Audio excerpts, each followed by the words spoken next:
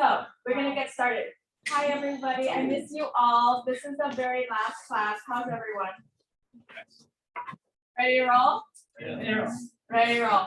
Okay, we have several guests today. Our first guest, who's here right now, is our director, our very own director of the Bureau, Chris Warner. I'm very happy to have Chris here. He shows up each time for class. Every year. And he's probably your best critics, actually. But I wanted to share with you, Chris, that the class it's been lovely to have the class back in person. Back to the class and to the Bureau. It's been wonderful leading this course in the last 4 years, but just I think having the sense of the one-on-one in person has really brought like tremendous value to the class as a whole. And I know, I'm speaking for myself as well as our graduate assistant, Anne, who's been very helpful, and all of our students. It's been amazing to have you, our director, and also to have this class ongoing, because I can speak to the students, but they can speak to themselves also. It's like, I think they've learned a lot. Good. So I want to give you some time in the floor just to share what you're doing and your initiatives. Yeah, I'll just take a couple of minutes, and I won't have to send a text because I'm going through the slides and get to pick up my daughter. So I'm Chris Warner. I'm director of the Bureau. I've been at the city of Portland for about 10 years, a little over 10 years now. But I've been doing transportation my entire career. I did it. I've done it just in the city. I also was Governor Kumagoski's transportation advisor for both of his terms. So I've been doing that for 8 years. And then I worked back in Washington, D.C. for Congressman DeFazio. When he was on the transportation committee, I was his legislative assistant dealing with transportation. So the reason I love transportation is because it intersects with so many pieces of our life. If it's economic development, if it's community building, there are just so many things that transportation touches. And I think the thing to me that I've really enjoyed working at the city level is the ability to actually see the work that we're doing as a city improve the lives of Portlanders. One of the things I saw a friend from DC at the previous meeting I was at, and kind of reminded me that some of the things you did when you're back in Washington DC on a federal level, you're making kind of little tiny tweaks to the law. So there was one of my great accomplishments when we were on the committee, we were in the minority when I was there. The signs that say stop and then left turn permitted without stopping, those kind of quirky signs. FHWA, the Federal Highway Administration, wanted us to get rid of those signs because they said they were confusing. They didn't have it anywhere but here. So my one claim to fame was I got it in an authorization bill for Oregon to be able to have that sign. So every time I see one, I think, wow, that's the only thing I accomplished when I work back in Washington, D.C. But when I'm here, I see all of the different improvements that we're making. So at the Bureau, we've had a great run for the past couple of years despite the COVID. So some of our major projects that we've had, the Blue Narrow Bridge, that was a project put together by my team in Prosper, Portland, in order to provide that kind of access on the east side. The Flanders Crossing, the Mid-Flanders Crossing in Northwest Portland is another piece of infrastructure we put on. We've also been really emphasizing what we call our greenway system, which is the system that allows people to ride their bikes and to get all around the city and to walk and create those kind of green streets. We also, both in 2016 and 2020, we passed a tentative gas tax, and we're calling it fixing our streets. One of the things that you'll learn from kind of transportation experts around the world is we have woefully underfunded our transportation system right now, and it's kind of a paradox in terms of what our values are is reducing driving, doing what we can for climate change so people getting out of their cars. But we're funded basically by gas taxes and parking revenue. That is all the money that we get from the city of Portland. We don't get any kind of property taxes. So people like to yell at me and they yell, well, I pay my property taxes and what's going to me. You yell to me on that because our money comes primarily from those things that are carbon-based ways of funding our transportation structure. And it's not going to work because if we are widely successful, we won't have any way to fund the transportation system. So one of the challenges that we have coming up is to work to see what we can do to have a greener and more sustainable transportation funding model. So that's one of the things that we're very interested in doing, and that's one of the things that we work on. Obviously, the pandemic has been really hard on our bureau, particularly. Gas tax revenue plunged for many years. Parking revenue, kind of the state of downtown, hasn't kept up. So we've had to make cut after cut in terms of our bureau servicing. So in the last 2 years, we've made a 10% cut in what we call our general transportation revenue. And the next 2 years, we're probably going to have to make probably another 10% cut. So that'll be 20% cut in our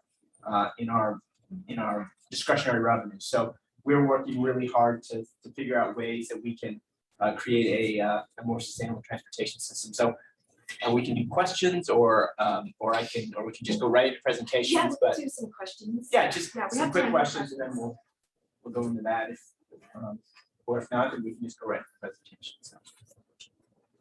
Does anybody have questions for the director? I'm surprised that this is quite fast. Yeah. What's your name? What do you think, like just the single project that is the biggest challenge in the next 5 years for the Bureau? Definitely our biggest challenge is the city of Portland is taking over jurisdiction of 82nd Avenue. Yeah. So it's weird, things like Barber Boulevard, 82nd Avenue, Lombard, Powell Boulevard, those are all state facilities. So they're run by the state, they're managed by the state, but yet they act as city arterials. So what we had a negotiation with the legislature in the 2021 session, and we made a pretty big commitment to take on the jurisdiction of 82nd Avenue, and it's a crappy facility. I would tell you that it's got holes. It's not very safe. The lighting is terrible. But we were able to work with the legislature, so we're getting $150 million from the state to make some of those improvements. I know that sounds like a lot of money, but it's a really bad street. And then we're also putting in $35 million of our own to really create the kind of street that East Portland can really live, and a livable thing there. So we've got some money to get out the door because we've got some American Rescue Funds, so we're trying to get that money out the door, and then we're going to come up with our own money. But that's the single biggest project I think is PBOT has done. It's kind of the taking over base and the.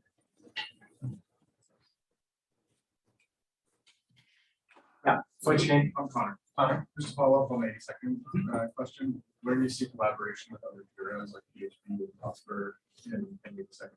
Yeah, we're definitely working with them. Certainly, the way that is designed, it's not designed, it's kind of a livable community street. So we're working with Prosper. They're doing some of their work they're doing there, but also working with housing and maybe putting some of the bond money in terms of some of the affordable housing they're going to do there. The one thing that, and the other one that we're working really closely with is Bureau of Planning and Sustainability. One of the things is we just don't want a street that has just all these car lots, right? I mean, that's what 82nd is essentially. And so how do we make those kind of developments happen, but at the same time, not having a huge gentrification issue so the people that live around it currently are priced out. So we're trying to, if there's some early things we can buy.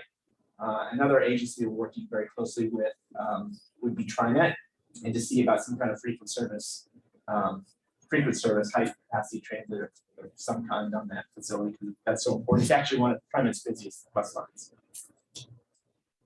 Thanks, Connie. Questions for our director? Good. Well, I look forward to projects. I've been doing this for years and years. Yeah. So It's great fun. so yeah, good. It's very fun. So we also have another reviewer here, and that's our professor in urban planning here. The first day of class is Aaron Gallo, so he's here. He always shows up also for finals. And Aaron, I remember your quote saying it's almost like a box of chocolate, right? You never know what you're gonna get. Yeah, looking forward to it. Yes.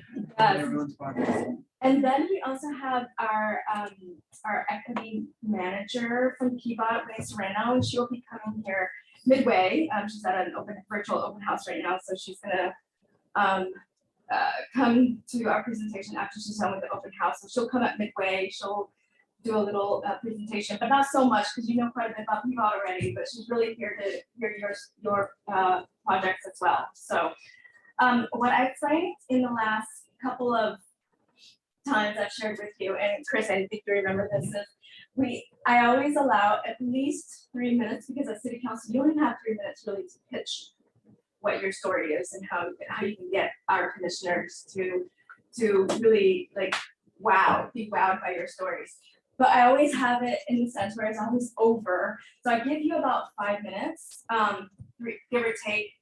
But each person has, okay, 3 to 5 minutes to present, and then I allotted another 5 minutes for comments by our reviewers. So for the entire class as it is, we've got 14 presenters, it has us going until like 9:30.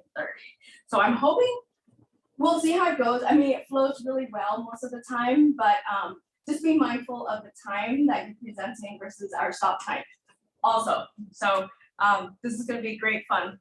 But I want to share again what the theme of the class is, and I always want to make sure I get it because this is really what you're going to be critiquing on. The 5 themes that emerge from each week from this class. One is equity, diversity, and inclusion. 2 is livability and affordability. 3 is community engagement. 4 is sustainability and resilience. And then the 5th one is innovative technology. So those are the 5 themes that gets weaved into most of the presentations in the past, in the last few weeks of class, and also that's what their project is reflecting. And equity is really huge, it's really big. So that's a really big component that gets pulled into the work ahead. Okay.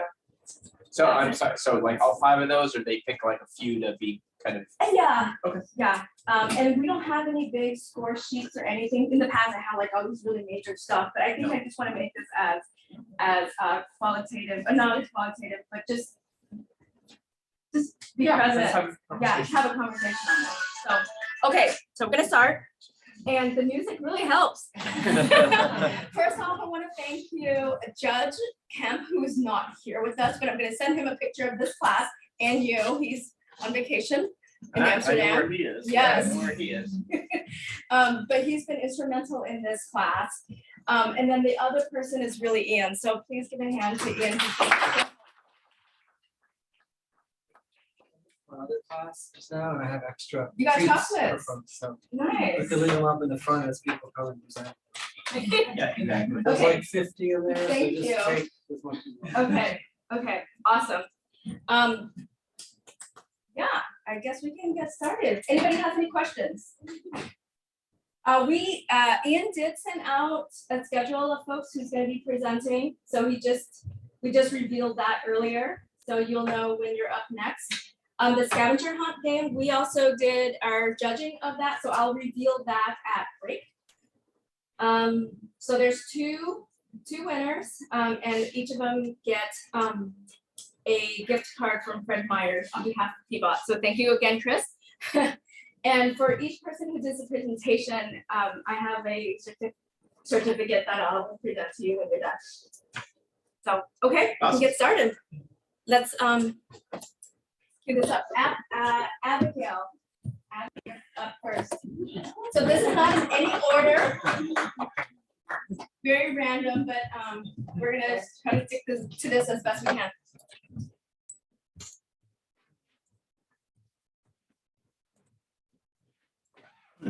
Get you set up here.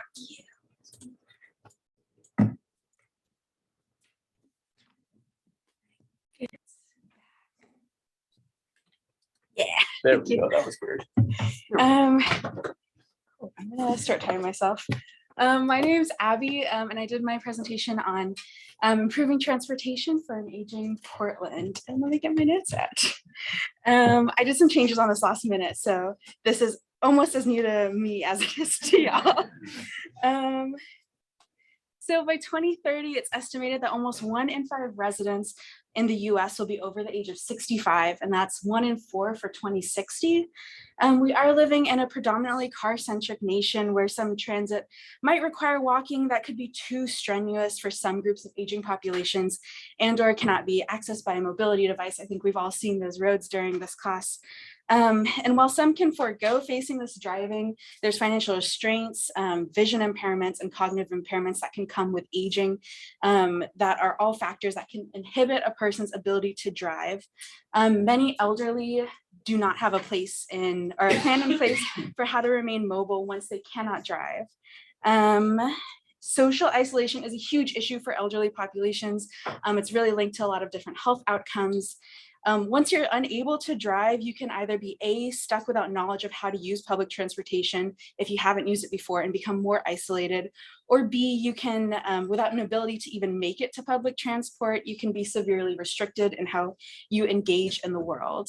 So there's a few different programs that exist to help support those elderly with mobility challenges and lack of private car. I won't go too far into them, but the array of choices either lack flexibility and require you to book like 2 to 3 days in advance, and like this is major restrict rides to like regular business hours, which are like 8 to 5 Monday through Friday. If you're trying to visit kids after work, like that's going to be very difficult. If you're trying to go to like your grandkids theater, you're like that's going to be very difficult unless you have someone who can give you that ride. And this is another option, there's like some Ubers that are wheelchair accessible. If you go, I just randomly chose PSU to University of Portland, that'd be like almost $40 round trip. And you can see at the bottom that there are actually no cars available that are wheelchair accessible. So it's not really an option. Before I go into some of my recommendations, I just want to put out there that the elderly population is very, very diverse, not only racially and ethnically, linguistically, but also you have those who have cognitive impairments or who could have dementia, Alzheimer's. You have those that are more tech savvy versus some who are really tech averse. You have some who are very active and live very active lifestyles, and you have some that require like mobility devices. Not only that, there's just a range of financial situations that people are in, and they have diverse wants and needs. Some people may be fine with only limiting their things to Monday, Friday, regular business hours, but there's a lot who want to do late night activities. I mean, think of all the late night activities you do, going to dinner with your friends, going to weekend like religious services. Those are not currently very well supported. So I have a few recommendations. My first one is going to talk more towards those who are a little bit more able to access some of these transportation things. It's really important to keep people engaged in exercise and active transportation as they age, especially while they're still able to. It has tremendous physical and mental health benefits for an aging population, and it can help keep this segment using public transportation for as long as possible. So I'm going to speak to this group first. In order to support this active group, I recommend Portland Transportation Wallet to reach out to community-based organizations that serve elderly populations, to sort of have a partnership with them in which there are peer programs that walk people how to use these programs, get them comfortable with how to use these for their lifestyle and their community, and help them gain confidence, especially using these active transportation things like bike or like, what's the word? It's not Nike bike, it's Bike Ton, thank you. Someone just called it Nike bike today at work. But to use that to connect them to different transit options. Additionally, I believe that while it's crucial to provide the app for vouchers, to also have a non-digital way to access these vouchers, as well, keep that in place for those who cannot use a smartphone or don't feel comfortable. Lastly, with those who have mobility challenges, I want to encourage a similar or separate program in tandem with this that would fill in the gaps of affordable door-to-door or door-to-transit transportation and during the weekend and evening hours that aren't currently served by some of the different programs. Another possibility would be to provide a discount to rides that lead to transit centers or stops in order to promote rides that are not totally in single-use vehicles. And I'm at 5 minutes. Here's just an example of some CBO actions with transit.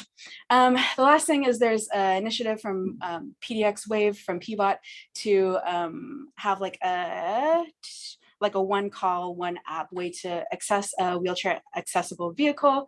There needs to be ways to increase capacity. As you saw earlier with the Uber, there were no rides available. And so maybe that's providing additional incentives on top of what's currently used, or sharing fleet from other programs. Ride Connection, which is a separate program, has wheelchair accessible vehicles open in the weekend, but no staff to drive it. So I'm not sure how that could be utilized, but these programs won't work if there are no wheelchair accessible vehicles that are available. Yes, thank you. That was a lot. didn't cut down on slides. I decided to talk faster. So. Questions for Abby? Yes. So Apana was administering some kind of wallet. Did you know about this? I didn't look into specific organizations. I was Okay. thinking more like Right. broadly. I'm just wondering what their experience has been, or maybe you can follow up. 'Cause Yeah. they were doing kind of what you're describing, and I think they were also trying to do some non-digital.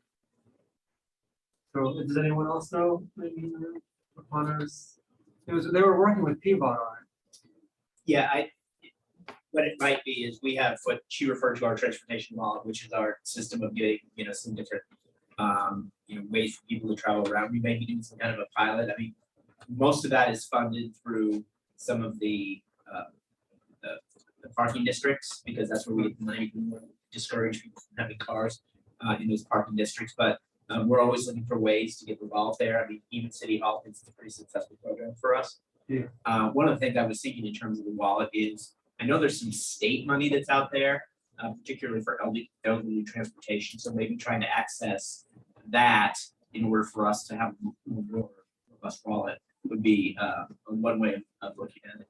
Yeah, and I know there's been some talks about Medicare or Medicaid sort of opening up some of their funds for transportation, but nothing that I could find. Yeah, in there time. is some, it's kind of the emergency medical transport that Yeah. that they're able to do. So you see a lot of the cab companies actually convert their fleets just because of the disruption in the industry Yeah, to do this medical transport. So, and there's been some talk, I guess, of expanding that outside of medical transportation. Because I guess social engagement and like having aging populations be able to engage socially does affect their medical outcomes like hugely. And so trying to think outside of medical transportation is just like transportation to the hospitals, which is like pretty well covered to some extent. There's still some barriers, but So when I took this class, was there a question? Yes. Yeah, I'll just throw out something too, is TriMet has about 48 lift vehicles that are coming online in the next 5 years. Like normally we don't necessarily auction all of them off. And there is a program under our sponsorship that you can request one. So in your travels and talking to CBOs, if they're interested in used lift vehicles, there is that's really interesting. Thank you. Yes. I just wanted to say, I think this is really an interesting topic, and it's cool to see in other countries where there's good infrastructure, older people are so lucky. So a lot older than we imagine we can.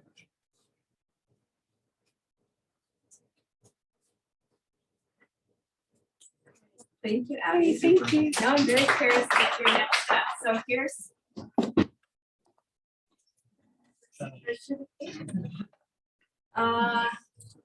Next up is Megan.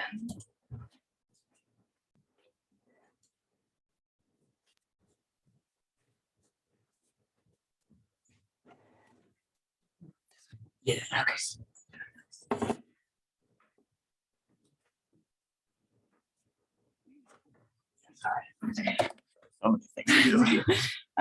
Hello, I'm Megan. For my project, I looked at improving pedestrian and bike access, visibility, and safety on Southeast Belmont Street between 42nd Avenue and 43rd Avenue. This happens to be where I live. It's part of the Belmont district that spans from inner Southeast all the way up to Mount Tabor area. This is the street itself. This is from 42nd looking east.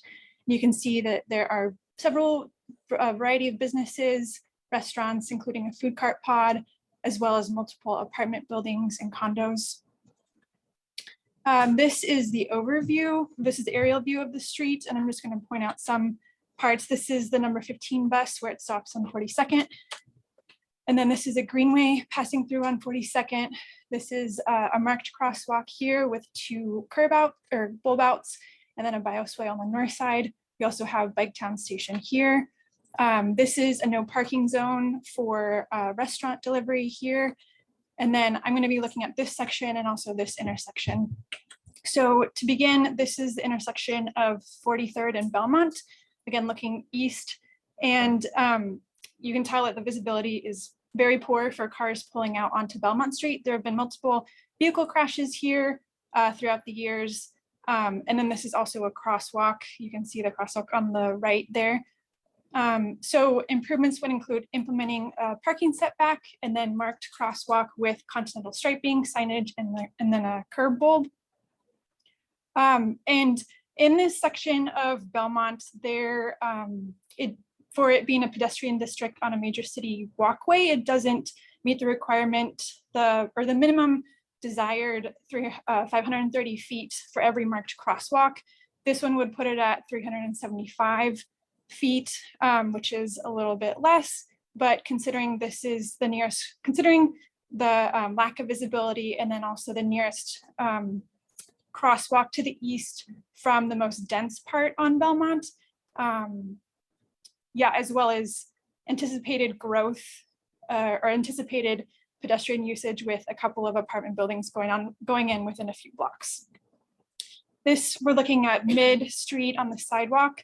This is an unused tree well and then the frontage cafe area, and it leaves about 5 feet of room, which was not adequate for pedestrian throughway. So I would like to remove the tree well and add a tree in the curb zone, which also can act as traffic slowing method, and then adding a bike corral in place of a parking spot. There's currently no bike racks on the north side of the street.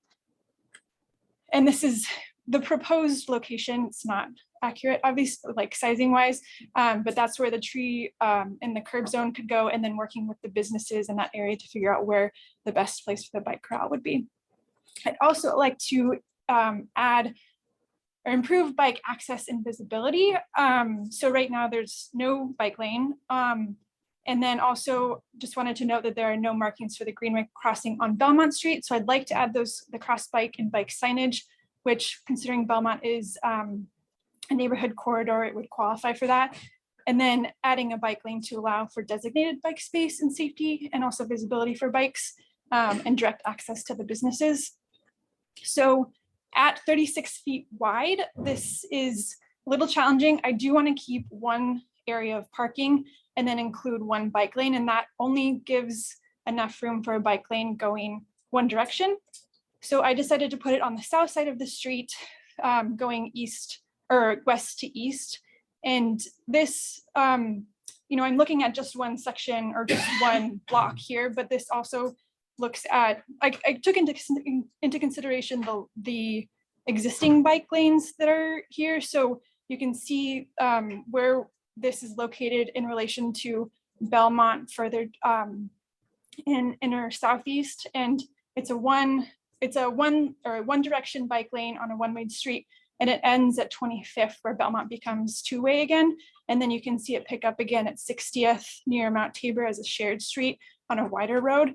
So adding this bike lane with the hope that, or with the thought that it could connect all of those and then become a one-way loop with the Greenway that's closest to the south of Belmont. So again, this is to get more bike visibility and access, direct access to business areas. So these changes here, you know, you can see that the bike lane would be on the south part of the street, and that would remove all parking. You could, I'd like to move the delivery, restaurant delivery to the other side of the street. It would also affect the curb bulb on the south side, so would have to remove that, and then adjust the bike town station to 42nd to keep it on the Greenway and then near the bike transit. So measuring impact before and after, we'd look at number of vehicle crashes, traffic speeds, number of pedestrians and bicyclists who are using the space, business impact such as sales, and then user satisfaction and public space usage. So overall sense of livability, purpose of their trip and how long they stay, where they spend money, and then mode of travel. And then I wanted to touch on equity, diversity, and inclusion. And I do want to note that there are higher needs in other parts of the city, and this section is lower in tiers of needs for pedestrian priority districts. You know, that's to say too that it still doesn't meet that requirement of the marked crosswalk every 530 feet. And this would increase pedestrian and bike access to businesses, which have shown with this increased accents have been shown to have a neutral or positive impact on local businesses. I've been inspired by these reports from New York City in comparing a street with more pedestrian and bike access to streets without, and it often shows that neutral positive impact on these businesses. And also, overall, this improves access, visibility, and safety for those who are walking, rolling, or riding in this car-centric space. Thank you.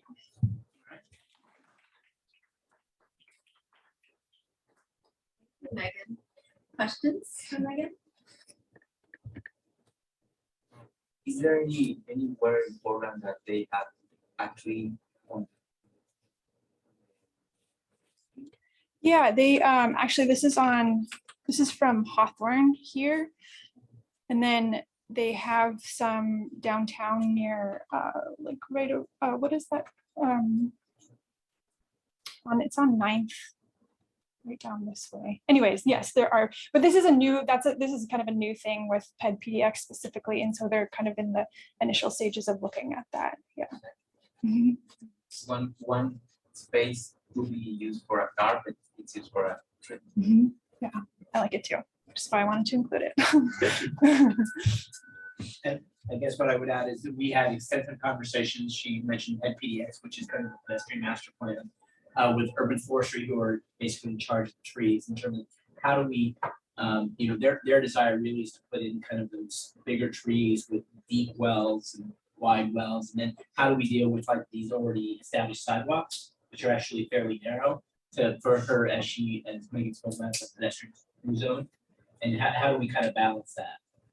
Particularly as we're looking at big streets like 82nd, where we actually have kind of the money to make kind of these transformation changes. How do we balance all of this? But I think the thing and as far as the corrals, that's something we do. We just work with all the businesses to get those installed.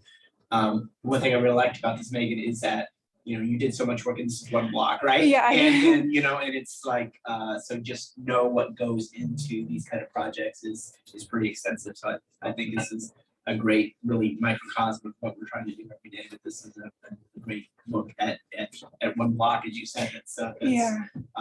We've seen the change. I mean, those apartment buildings over the years have not been there. You said there's more coming. So as these facilities change, they need to change with the neighborhoods as they change. So thank you so much.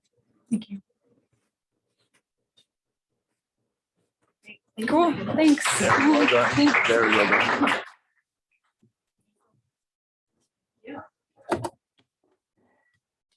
Up next is Heidi. Wendy Serrano is on her way, so she's actually earlier than I had anticipated. So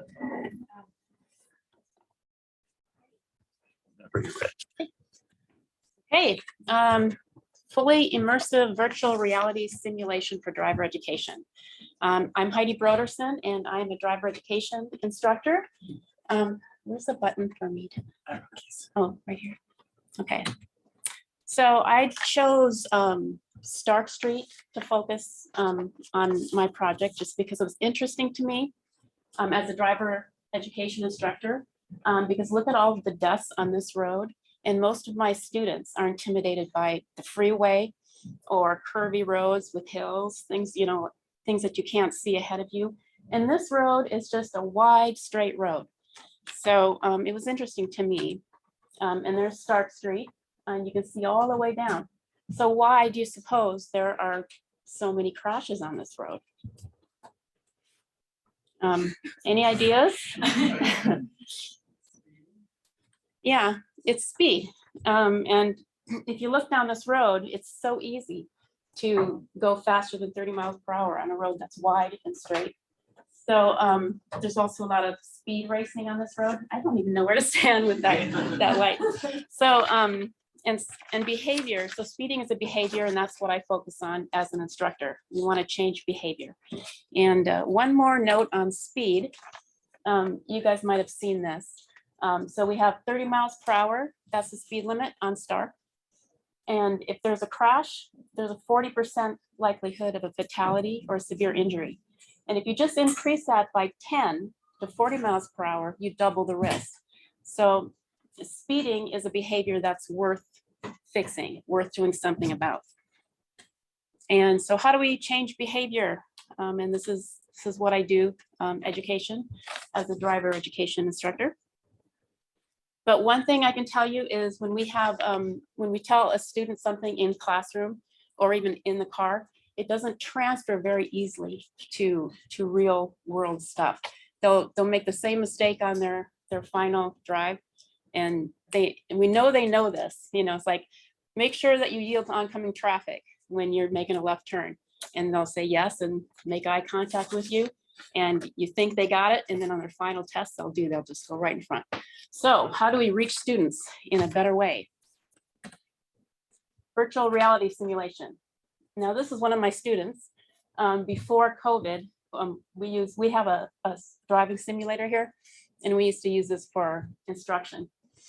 And the great thing about virtual reality is the students can experience the calculus of speed without the risk. And you can do all kinds of other things with virtual reality. This one is a fallen distance lesson.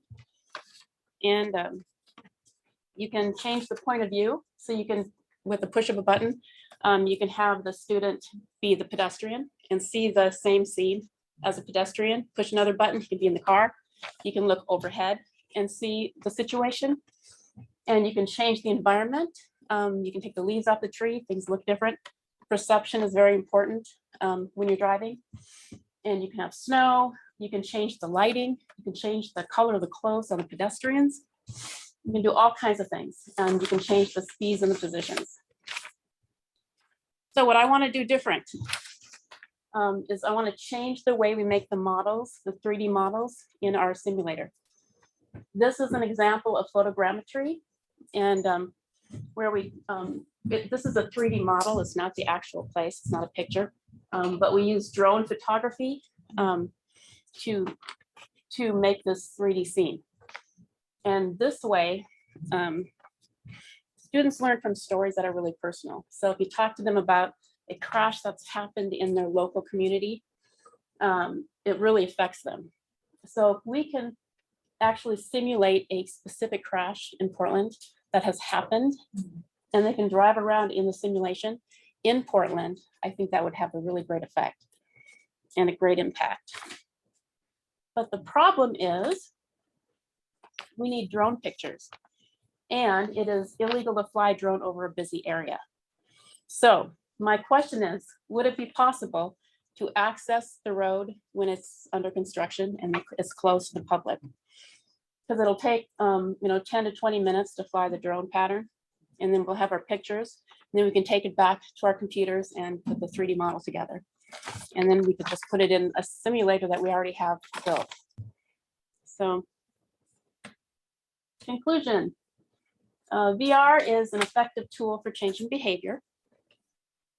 And I believe photorealistic 3D models can create an even more realistic, immersive, and personal experience.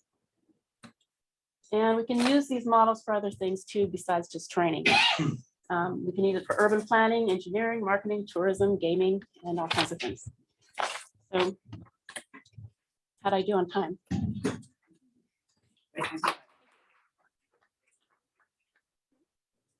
Questions for Heidi? Yeah, I would like literal statistics out there for like the effectiveness of. I believe Georgia has some good statistics because they've been using virtual reality in driver education for a long time now. I don't have those with me though right now, but they are out there, yes. So you're both an educator and you run a company? I'm an engineer. I was an engineer first. I just started educating about 5 years ago. And then a private company? Yes, this is just me. And Wow. I used to work in flight simulation. Oh, wow. So, yeah. And so you have a contract to teach through like, are they traffic school folks who got tickets? No, I work in Lake Oswego School District teaching okay, teenagers. okay. And I just decided to do that when I moved to Portland. I just moved away from flight simulation, and because my kids were driving age. So I thought it was a good time to just move my stuff from flight simulation to driving simulation. Wow. What a good engagement for teenagers. Mhm, yeah. I'm just curious, and it's kind of, I don't know, not related to this, but as a driver's ed teacher, I mean, when you're looking at different simulations or ideas like this, do you feel like there are other things you think are important to improve road safety and like infrastructure changes? Oh, yeah, I think there's a lot of things that we can do to change the results on Stark. But my area is teaching, so it's driver education. So that's my part, is changing the behavior. And I also wanted to ask, I saw a video recently or some article about like a simulation of a person biking alongside Yeah. like a semi truck or something. And I think it was like, you know, put it kind of the opposite of what you're saying. So putting Yeah. some like a driver and the perspective of a vulnerable road user, somebody. Yeah, because I thought it would be interesting for them to see it from a pedestrian's point of view. Yeah. So this is what the pedestrian sees, and just so they can see it from all kinds of different perspectives, the same situation. So are you asking PBOT permission to fly?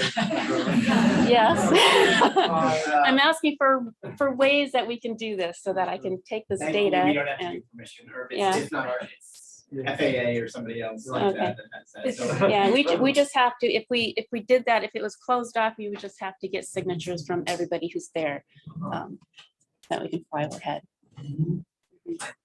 I'm totally fascinated because one of the things that when I Super 8, when I saw my my films in driver's ed, the big thing I always remember is like the accidents. But this is really a proactive way of really kind of changing that and putting them in the place. Like I have a 7-year-old daughter who will not drive. She just doesn't want to drive. She's scared, but she plays video games. So perhaps that can be used as that. And the other thing I just want to plug in for Outer Stark, we are doing a project out there. And you did say that speed is a real problem. The other real problem up there is street design. Having like 5 lanes, straight and flat. People go too fast and they take turns they shouldn't. So we also look at street design in terms of I know that's why I chose that, because I was just visiting North Dakota for a couple of weeks because my dad needed some help. And North Dakota and Fargo, they have all the streets look like Stark. They're all wide and straight and 30, 35 miles per hour. And I was thinking, wow, it is really hard to stay at 30 on this road. And so one of the things, those streets, those recently came into city possession. Because those parts of the city were annexed like in the 70s and 80s. And so those were all county roads, and then they became urban centers, and then they were transferred to the city. So we're really trying to catch up in terms of making these more city streets as opposed to the country roads. So thank you. That's really interesting. Thank you, Heidi.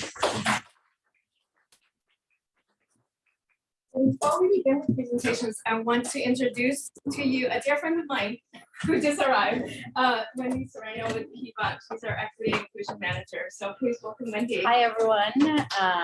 Excited to finally be here. I don't want to take much time, so you all can continue presenting, but I just want to share a little bit about me. So Wendy Serrano, she, her pronouns. I'm an Equity and Inclusion Manager at PBOT, and I focus on external affairs. And I've been there for almost a year, a little bit less than that. Prior to PBOT, I was in Germany for the last 3 years, but I'm no stranger to Portland. My family's from Mexico in Guadalajara, but I grew up in Portland since I was like 11-ish, or like Milwaukee, but now we can consider it Portland because it's so adjacent. And I worked in transportation, not for that long. I was at TriMet for a couple of years. And then before that, I worked for Congressman Blumenauer and did some nonprofit work in the area. So I'm very passionate about transportation. I actually have lost 2 of my grandparents or road fatalities. I lost my grandma on McLaughlin Boulevard as she was crossing the street about 11 years ago. And I lost my grandfather riding his bike in Oxnard, California, as he was, trying to just cross an intersection. So I feel like it is very clear to me that the infrastructure investments and where we make those in our communities has a real impact. I've seen within my family, and that's one of the reasons I'm pretty passionate about transportation in general, but I also feel like it is one field where I can have impact and I can also see the actual thing that is out there. Having worked in politics or legislature, like it's a bill, it's a thing.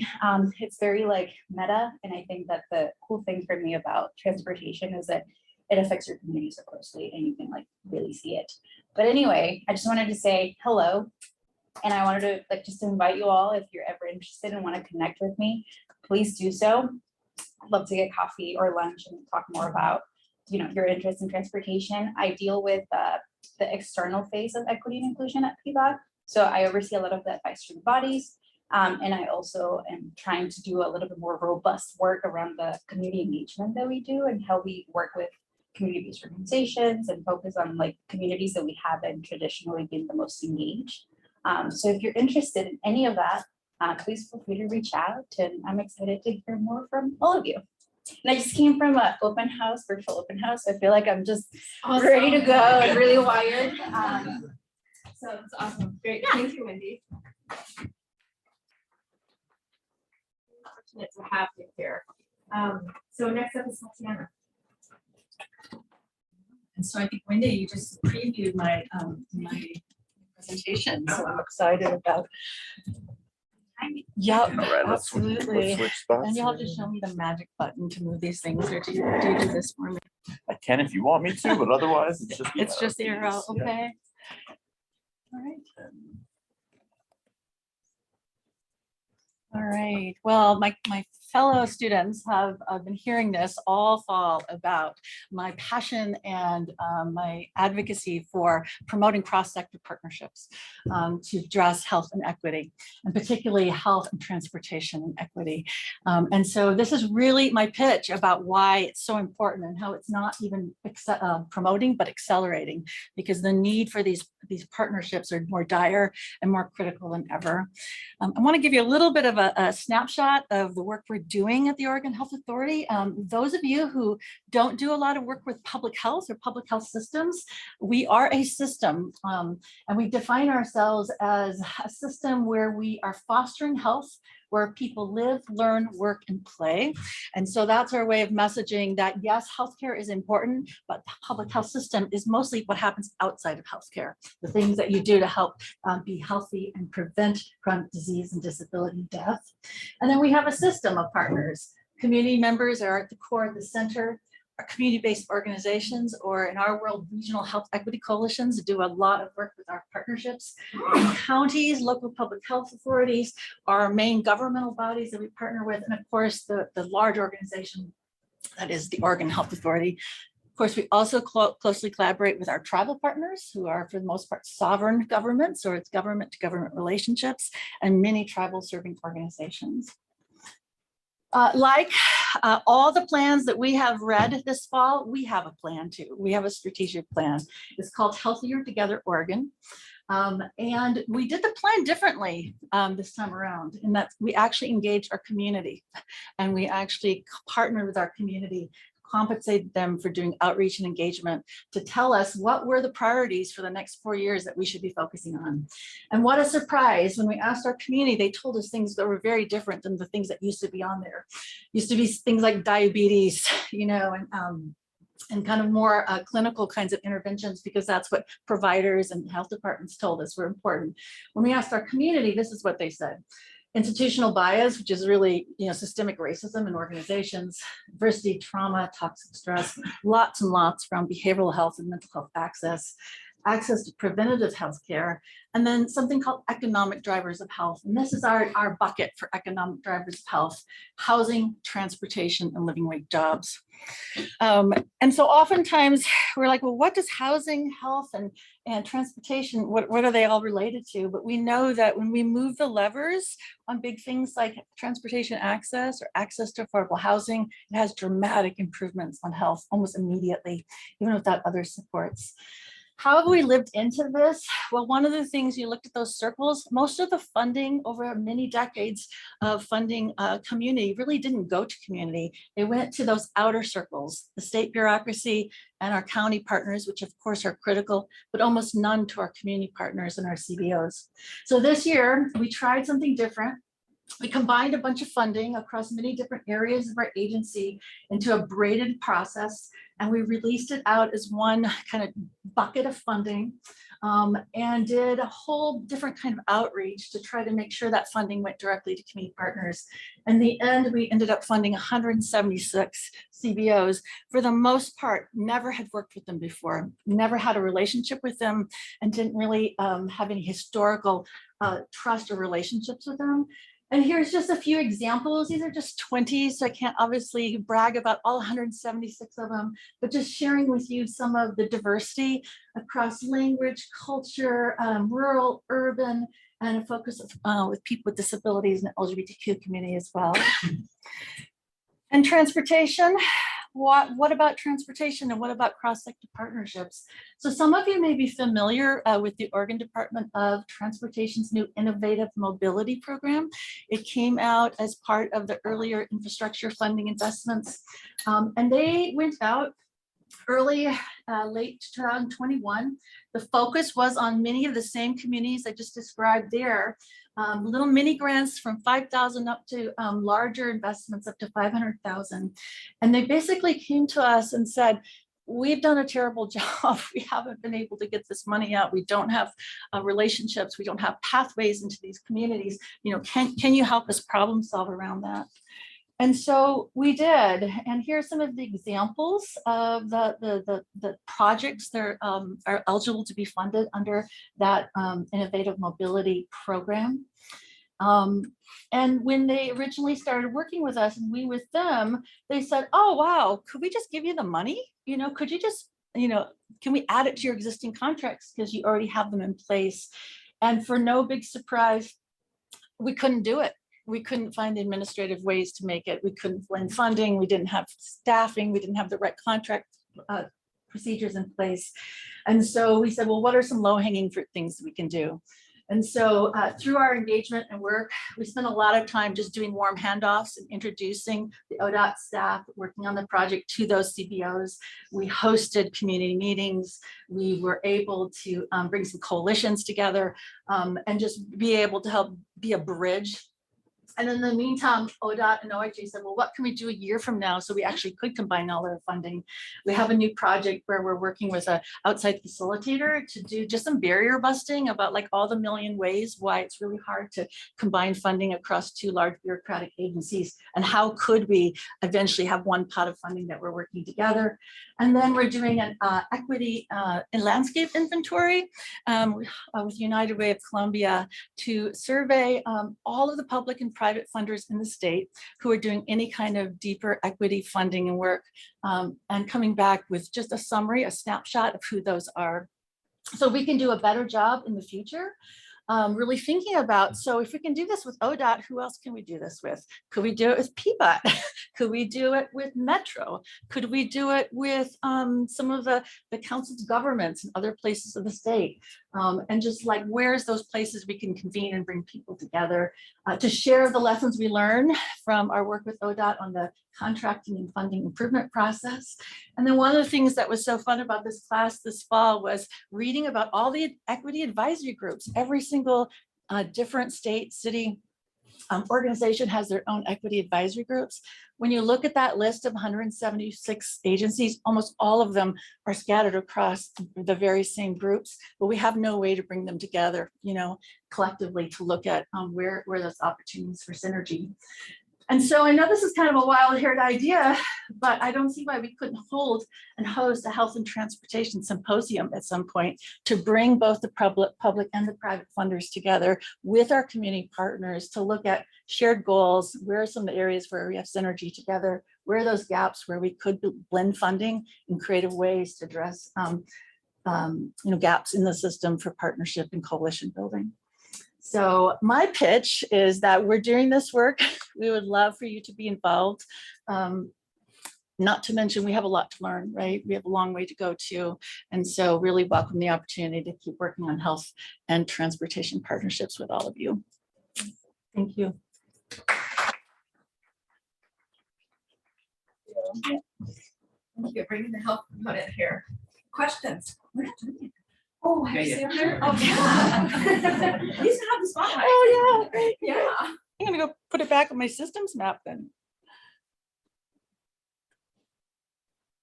Maybe back on the Yeah. agencies. Thank you for this. Certainly, one of the things that some of the learnings we've been doing is working with Oklahoma County Health. One of the things the city and the county did was declare like a public health emergency around traffic violence. So that's been a really great collaboration that we've had with the county. We can continue to do that because the linkage between health and transportation is quite obvious, as you said. Now, for this ODOT money, is that kind of ongoing? Was that like a one-time pot? Were they gonna try and do it again? My understanding, it's ongoing. Yeah. So this is the first round. So this, as they've been saying, let's practice with a smaller pool of money. So they have $20 million they're working with right now. And we've been using as just a way to practice working through some of these barriers of collaboration with the anticipation that if we can build some better infrastructure as more funding comes, you know, we're at a different place in terms of supporting the cross-sector connections. Were there any So- hiccups with procurement with the community-based organizations between OHU? The procurement, I mean, that is the biggest challenge, right? And so the RFP that I described earlier, we worked with our Office of Contracts and Procurement and DOJ and DAS to do a lot of barrier busting to try to make it easier for CBOs to contract with us, and vice versa for us to get the money out for them, as well as to apply for the funding, going kind of around the kind of traditional procurement through Orprin and creating a separate website. So it was kind of a one-shop easier. It was also a way to support CBOs to apply in their own language. And then we had, you know, interpreters and translators who translated the applications into English for the reviewers. So just trying to think about those kinds of strategies.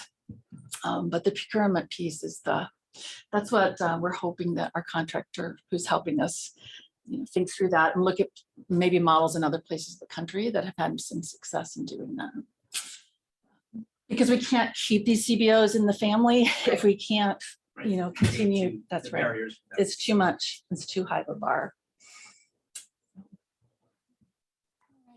Well, thank you. Yeah, appreciate it.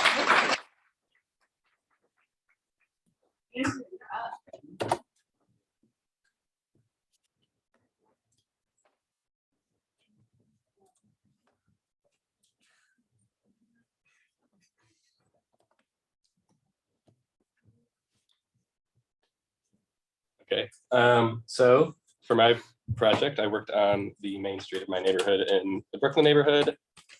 This one. There we go. So just for a bit of context, Brooklyn is situated in between Powell, McLaughlin, and the Union Pacific Railroad. Here it is in Portland. There it is in blue in the neighborhood. And a bit of historical context here as well. The original sort of place that became Brooklyn started as the Selwood streetcar line, and then also as another streetcar line opened, there became an intersection of streetcar lines at the corner end of Powell Boulevard, which did not extend past Milwaukee Avenue until the building of the Ross Island Bridge in 1928. So as was the case in many places throughout Portland, the intersection of streetcars became a commercial hub. And this was sort of the first look of the neighborhood I live in now 100 years ago. Is that like for the Latin, right? That's where the island is, yeah. And then so right before the Ross Island Bridge was built, this is looking west toward down Powell, and then they demolished all of these lovely little commercial buildings. This is the piano building. And you can see the streetcar tracks that are no longer there as well. There's a hot cake house there too. Is that what that is? So yes, the hot cake house is All I know is probably right here. A lovely place. You know, good food, Chris. Yeah, so I didn't eat dinner, so. And so with all of these changes, right, the Ross Island Bridge brings tens of thousands of cars through the area every day, starting with the completion of the bridge in 1928. It's led to a gradual degradation of transit service in general in the area. And this was accentuated in the 70s when ODOT completed the underpass at 17th Avenue under the railroad tracks, which rerouted all of the buses except for what's now the number 19 off of Milwaukee and onto 17th. And in general, since 1998, there's been a heavy reduction of bus service to the area as a part of, a lot of this is actually related to the 2008 recession, I think, and transit service never really got back up to speed, but there's been about a 20% decline in transit service to the area, which is not just Milwaukee, that's Milwaukee, 17th Avenue, Powell, and the Max Orange line. But it's notable that even with a new light rail line opening, that's still not enough to make up for the decline in bus service in the last 25 years. So today, here's the Aladdin. Milwaukee sort of is talked about as a main street, but doesn't really get the funding for it. Doesn't really, it's just kind of there. And from when I talk to people, it's like, oh, I live in Brooklyn. Like, oh, where's that? Or like, maybe they know the Aladdin, but there's not a lot of visibility because it's so cordoned off by all of the different kind of through traffic areas. So there's a need for a better street. Poor sidewalk conditions. The road condition is very, very bad, owing partly to the buried streetcar tracks. But Brooklyn is also a low car neighborhood with a higher share of households having one or fewer cars. It has about double the citywide bike commute. These are all 2020 numbers, so take that with a grain of salt, I suppose. And it's also a high transit ridership neighborhood in terms of commuting, owing in a large part to the light rail line. But the people who live in Brooklyn generally don't use just cars, and their main street should reflect that. And then I just have a brief tangent about historical streetcar streets and bike infrastructure. Some of the most popular bike areas in the city are Ankeny, Clinton, and North Williams, and those are all former streetcar lines. And it kind of makes sense. People like to go where other people are, and that's where the businesses are. That's where the flat roads are. So I looked at 3 design options that I thought were reasonable. Can't see the numbers on there, but the first one is just sort of removing street parking on one side for a 2-way bikeway on the west side of the street and keeping everything else about the same. And then near Powell, it looks similar, but removing a couple of the lanes, the southbound, there's 2 southbound lanes on Milwaukee right at the intersection, and it leads to a lot of people like really speeding around. And that's a commercial heart of the neighborhood, and it's not fun to walk around there when like there's cars going by at 35 miles an hour trying to pass one car so they can sit at the next stoplight. So that's the general idea for design 1. And so removing the parking spaces obviously is a political move. But in the Brooklyn neighborhood, there's typically plenty of extra parking spaces, and removing about 140 parking spaces, I would not necessarily have a huge business impact. I'll talk more about that later though, right now. About 46% of the customer facing businesses, so cafes, restaurants, that sort of thing, have dedicated lots, which reduces the need for street parking in general. And also, in a city and state that's attempting to reduce vehicles miles traveled, it's in our best interest to do projects that tangibly reduce that. The second design option is a little bit less exciting. For me as a cyclist, having bike infrastructure in Milwaukee is a really, really high priority, and having a shared lane is not necessarily good for the average cyclist. But unfortunately for this, to have even a small bike lane and parking on both sides, you need to cut away the sidewalks, and it's already placed where the sidewalk quality isn't great. So I guess maybe I'm leading into what my design decision is, but I also considered one more, which was removing all street parking, because I thought it would be a fun little graphic. And yeah, this would allow for much wider sidewalks, which is something that I would personally be very on board for. I love to walk around the area, and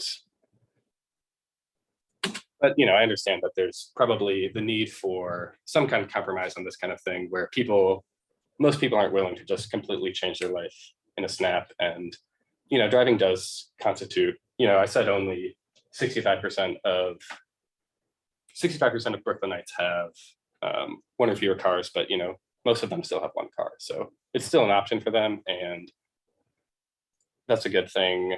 It's a good thing to play to what people need.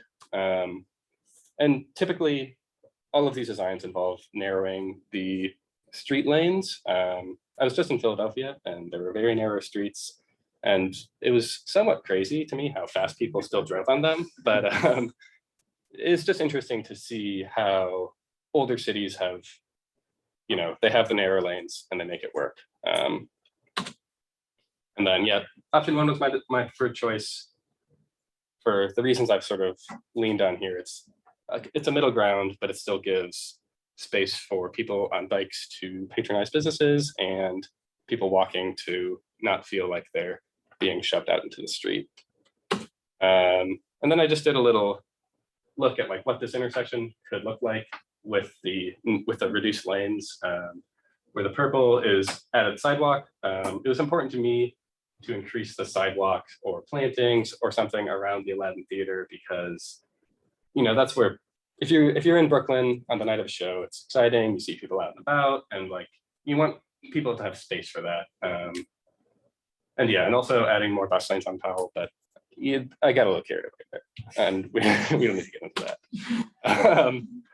Final thoughts in the future. A lot of the problems in the area stem from the Ross Island Bridge and McLaughlin, which as I've talked about, they cut Brooklyn off from the rest of the city, and they're both ODOT facilities. And there's been a lot of talk with the Rose Corridor about ODOT reconnecting neighborhoods, and I think that this is another opportunity for the same sort of project where like ODOT, the city, county, state, everybody works collaboratively to kind of undo the damage that they've done. And I think it's just important to emphasize that it's not just the interstates that have hurt the neighborhoods. It's like every time you expand an arterial to allow more cars through, those cars go somewhere, and that's into somebody's neighborhood, and it makes it less nice to walk and bike. And yeah, it's important to center pedestrian activity. We touched on that already tonight, but and then here's a little bibliography.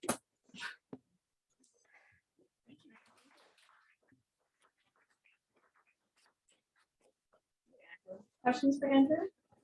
DOT has also made funding available for planning, and it's not just for highways, but it's any sort of creative way we can think of reconnecting. Is that Oregon or federal? The Department of Transportation. So okay.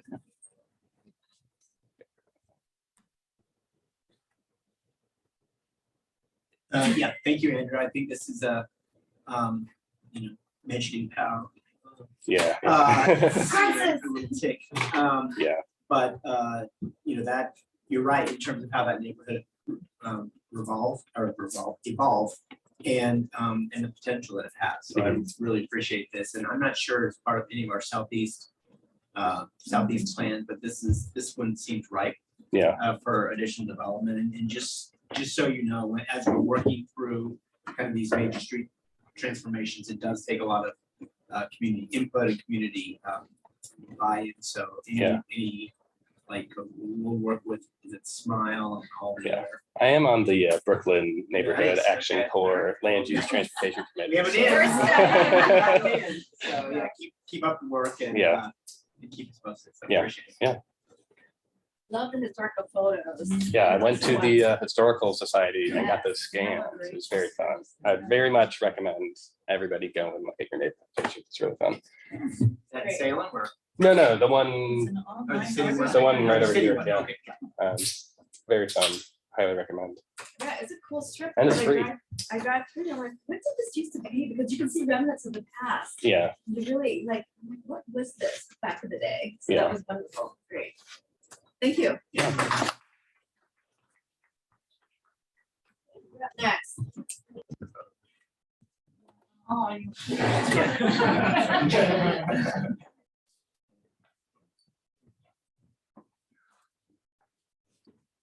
Is it just the arrow? Yeah, it's the arrow keys. Switch spots with me. Yeah.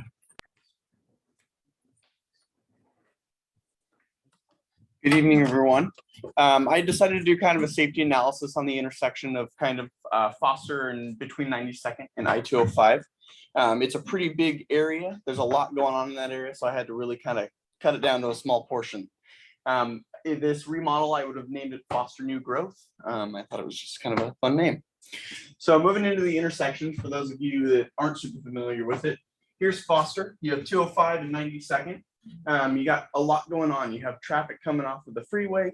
You have residential areas down on that corner, kind of moving into a more mixed use commercial area with a lot of commercial businesses. You have Planet Fitness over here. You have Lens Common Apartments, as well as a couple other stores. And you have TriMet going through that area, as well as bike lanes and lots of vehicle traffic. As Heidi mentioned before, obviously speed limit is a big issue in this area with the flow of traffic and pedestrian rates.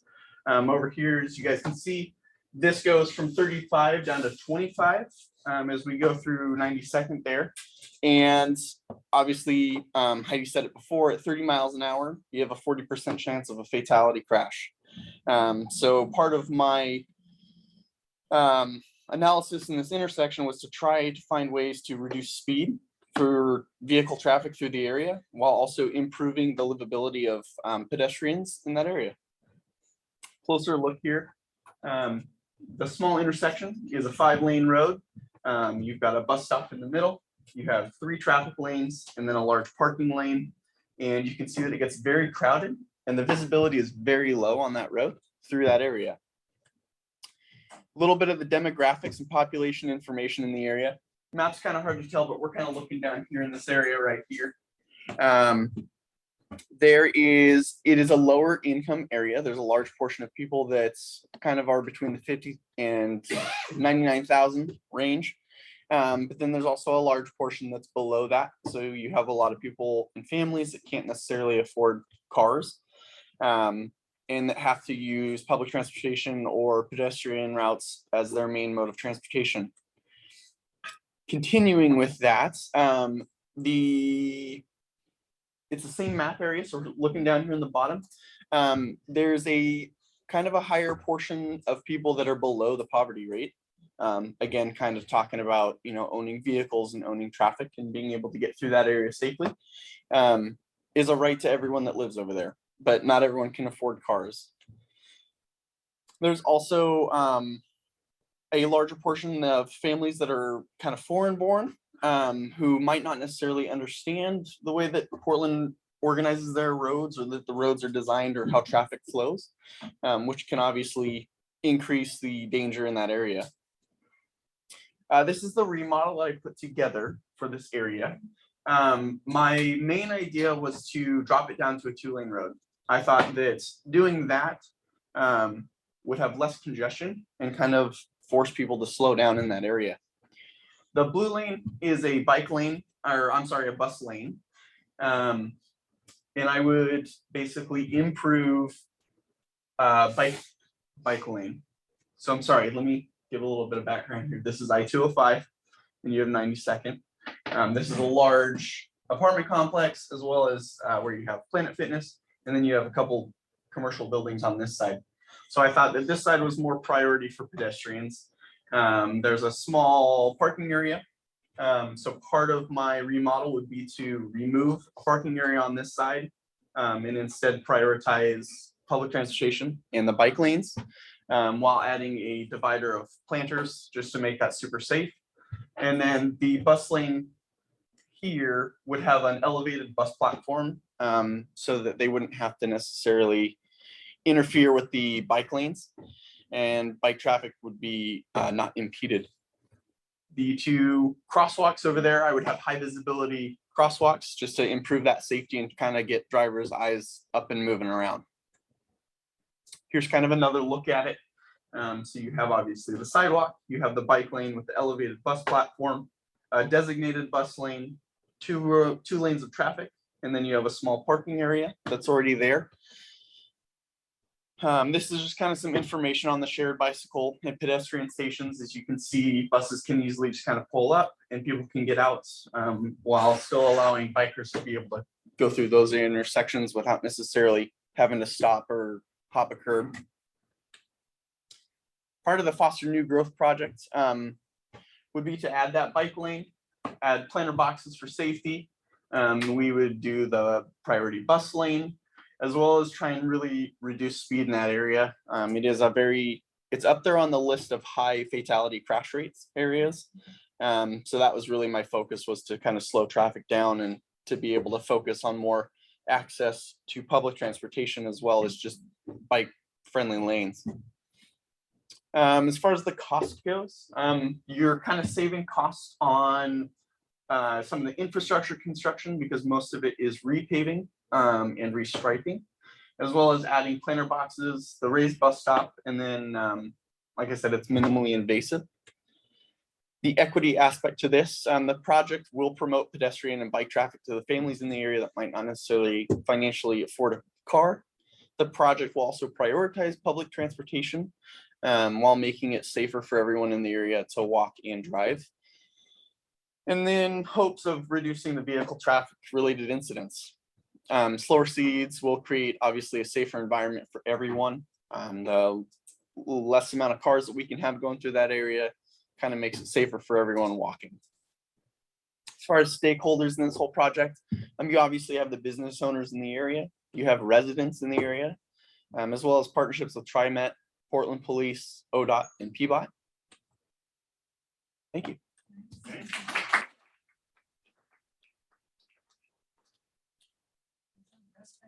Visualization. Yeah. Thank you. Great. Questions for Tim? Comments for Tim? Yeah, I'll start, Tim. I still have, marks my body from the inner Foster project, from about 50th to 82nd. It was an important project, but it was something else. So I thank you for your bravery. Yeah. In terms of talking about this. One of the things we have to probably talk about in terms of access to the interstate, and when you narrow those lanes there, we probably have to get some buy-in from ODOT. But the way that area has changed from, when I remember the new Copper Penny, and here I go freshman, and there's bubble tea there. So it really probably does demand some kind of new look at it, because it is totally different from when I'm my younger days here. It's really grown. You have density, you have all the kinds of things that really add to that urban flavor that I think your project tries to capture. So thank you. Yeah, thank you for your comments. Yeah. Well, you're proposing an additional Rose Lane, which I remember back in 2017 when I was talking about the Division Transit Project, which is now the FX. I remember being in meetings and PBOT representatives would be like, well, it's just, there was no political will for anything like it. And I think in the last 5 years, we've really seen a transition of a city council that prioritizes transit to a greater extent. I think there are challenges right now is what a lot of transit agencies are facing across the nation, and it's just budget constraints and where they're really having to rethink their service. But we continue to know that East Portland is where communities that are low income live, and where most people that speak a different language within our city. So there is a focus. So I think when we start doing our Rose Lane talk show, we're going to reach out so you can join us. Yeah, I think it's important, I think that, like you said, it's just in an area like that, it's like we kind of have to look at budget of things. And so I think that as much as you can be less invasive in your construction and maybe just do kind of repainting or restriping, I think that that's a sustainable way to kind of make projects cheaper. But I think we also need to consider that, at some points Portland has forced people kind of to the outer skirts on a racial profile and kind of an equity basis. And that's a difficult thing to deal with, but we need to just push our resources outwards and not necessarily, focus on the downtown. In the apartment complex you mentioned, we have a transportation wallet that it's a affordable transportation wallet. And I think that's such a good way of, because of the impacts that people experience of being pushed out.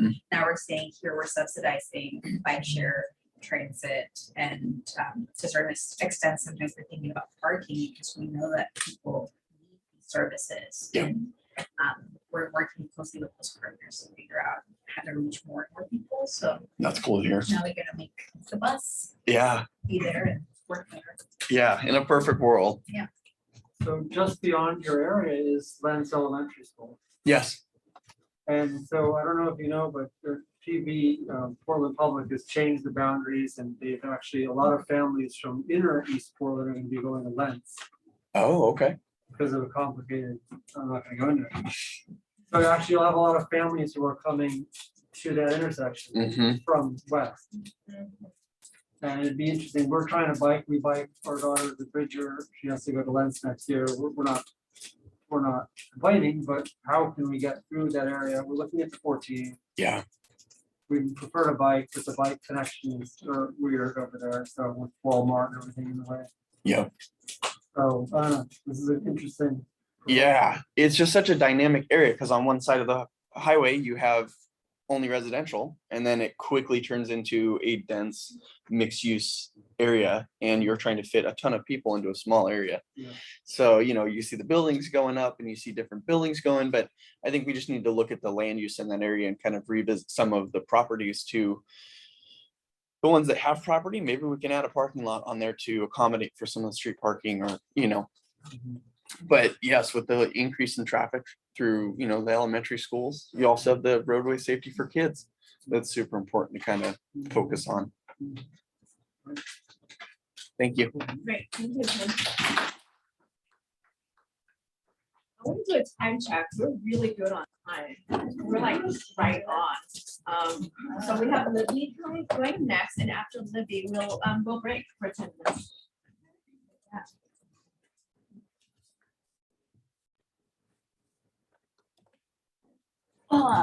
Before we get started, that is my dog Larry and my cat Pearl, and I did time my presentation and they watched it. So cute. So, my name is Libby Winter. I'm a senior project manager at TriMet, but I am off the clock right now. So sort of what I am looking at is pop-up events at TriMet Park and Rides to increase ridership. So really what I've called this is the power of pop-up placemaking and turning stations into destinations.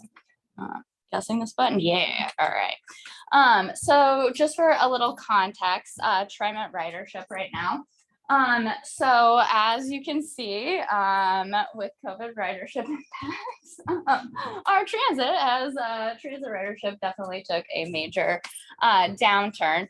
It is slowly increasing right now, which is wonderful. However, park and ride usage has not very much increased. So this is not any sort of formal survey. I went out on Tuesdays in November when it wasn't crappy weather out, and I counted cars in each one of these park and rides. I used to do that for like. Oh, sorry, I didn't even get paid for that one. So really what we're seeing is in places like Clackamas Town Center, which is that one, that I counted 16 cars at Clackamas on a Tuesday. So some of our park and rides are beyond underutilized. So places like Park Rose used to fill up before around 7:30 in the morning. You know, last Tuesday, we were at about 10% usage for park and rides for the spaces. So really just putting that into context that there is a lot of property out there that we can utilize for short-term usage. So one opportunity I'd like to look at a little bit further is farmers markets and additional places, you know, like at Clackamas Town Center, Willow Creek. I had an opportunity to talk to Tim a little bit about the need for additional farmers markets in Hillsborough, as well as in Delta Park. There's quite a bit of a food desert. But one thing that I was really interested in is the SNAP program for anyone who qualifies for an Oregon Trail card. If you use them at a farmer's market, they'll match you up to $20. for fruits and vegetables. So really that was one thing that I would like to talk to some of my colleagues about, is expanding that double up program for people who also qualify for honored citizens passes and would take transit there. So that could be, you know, an extra $5, it could be an extra $10, but something that could really not only serve our low income population, but also encourage people to not drive to go pick up groceries and things like that. Another thing that I'd really like to explore a little bit further is fairs, festivals, and cultural specific events. We had the opportunity to partner with My People's Market in September when we opened the Division Transit Project, and it was really wonderful. You know, they were so diverse, but also so kind in helping, you know, with promotions and things like that. So I was really inspired by the opportunity to work with them. That's me somewhere down in there at a Beaverton night market. But I was shocked the first time that I worked at a Beaverton night market to find that I went through probably 250 hop cars in the first 45 minutes that I was there.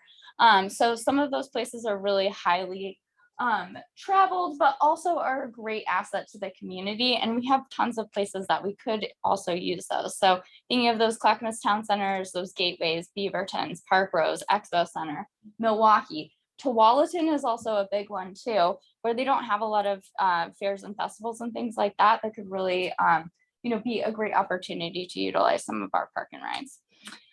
Additionally is mobile food trucks and things like that. So one thing that I have noticed a little bit more as the regulations for food carts have changed a little bit in the city of Portland, and as well as the price of property. You know, we have seen a lot of food cart pods become Ritz-Carltons and things like that. So knowing that there could be a little bit of a culture shift into more mobile food options like food trucks. So those are things, you know, that we could definitely do. Food truck festivals combined with music festivals at a lot of those park and rides, but also could just be utilized, you know, during the day for some of that too. That could be places that, you know, you would hop on the bus and go have lunch with some of your coworkers or former coworkers. There's 1 minute. Okay, hold on. Fun bike stuff. Yes, we could do that everywhere. That bottom picture is Denver Bike Night, which is Wednesday. So every Wednesday in downtown Denver, people ride their bikes. It always ends at a parking lot with a band. So that was one thing. I've had a chance to work with Northwest Trails Alliance at Gateway. So we've been doing some kids bike camps at Gateway. And what did I actually accomplish? So I had the chance to work with Multnomah County Library. We will be offering 6 parking spaces to them at the Powell Park and Ride. Those agreements are really early in process right now. I actually just started drafting them on Monday. It will be a pilot program beginning in January 2023. And this mobile library will be there 2+ days a week for up to 18 months with an opportunity to extend that. And then an option to look at additional park and rides for them to be at as well. And I haven't really told anyone that I've done this yet. So I'll be sharing this with the board later in December. So don't totally steal my thunder, but I did also waive the fee for them. We do have a $3,000 licensing fee. So I was able to waive that as well for them for this specific project. And I'm really excited to work with them. They've been wonderful. A minute over. Yes. Coffee with that. Wondering if the Quincy Music Festival was like a living thing, or if like it already existed in Portland. No, it's not in Portland, but it's in Austin. But yeah. It's something that we could easily bring here too. Yeah. Well, for that SNAP outreach, you know, we'd love to talk to you about WIC and SNAP engagement, because that happens at the promotion. And I'm also thinking of what a great way to do OHP outreach in the too. Yeah, totally. And I got a little inspired by how with her telling us a little bit how people don't really know about the Oregon bike bill. and kind of opportunities to share that too. So that's kind of where I got the bike events, as well as like, how do you learn about stuff like that? Hang out with people who know stuff like that. So, yeah, all right. Oh, yes, okay. Good thing. One of the things that we've really worked on during the pandemic was kind of the creation of plazas and public space and reworking this. So this really is in that theme, and I really appreciate that because one of the things that we found is you just can't create a space without some kind of curation. So it sounds like you've thought about all the different kind of wheels. We and have some pros. contacts for you. Yeah, exactly. So that's this is great, and because one of the things at PBOT, creating great public space, it gets people out, gets people walking, it gets people biking. So this is just the kind of stuff. So next time I talk to Sam, should I mention it? Yes. Okay. Please. All right. I'll do that. We actually we do a project at PBOT with the Regional Arts Council that, Michelle sometimes works with us. And there is placemaking, and placemaking now is not just like the mural and the actual art, but we are doing more like pop-up community events. So this would be just like a really good fit to bring the entertainment. Well, I moved to the legal department, but my email is still the same. Okay. All right. Great, we are right on time. So before we break for 10 minutes, I want to thank you to the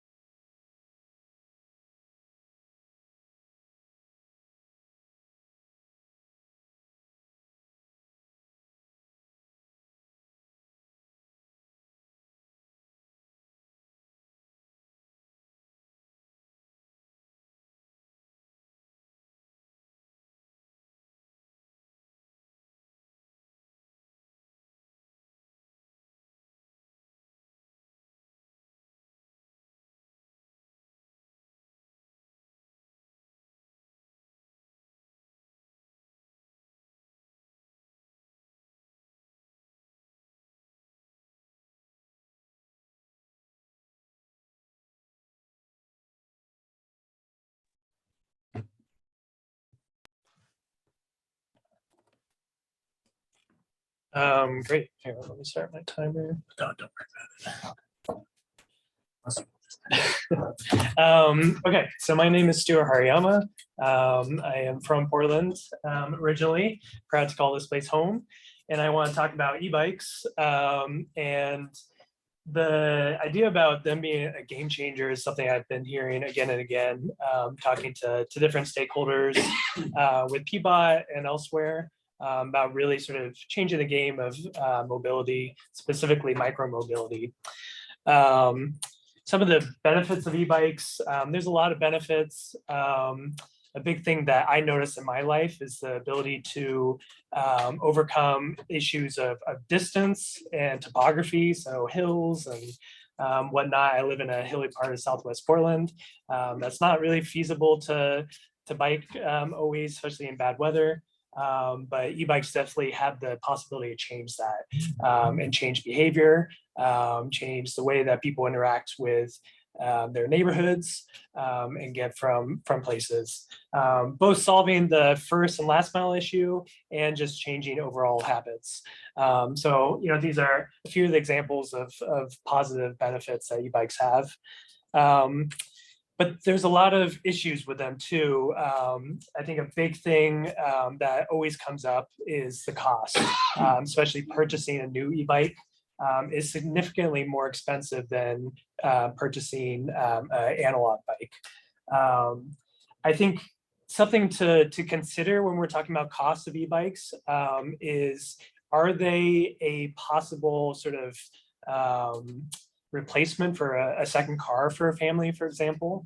And so maybe thinking more about the cost comparison to a used car or a new car, for example, and thinking about the savings that you get from buying an e-bike. And not always just comparing it to a standard bike that you would buy. Here in Portland, specifically, we have a wonderful bike town network that has been all e-bikes for a number of years, or a couple of years at least, but it does not service all parts of Portland. Specifically Southwest Portland, Woodstock, Sellwood area, and East Portland, past roughly 122nd. Are not served by Bike Town right now.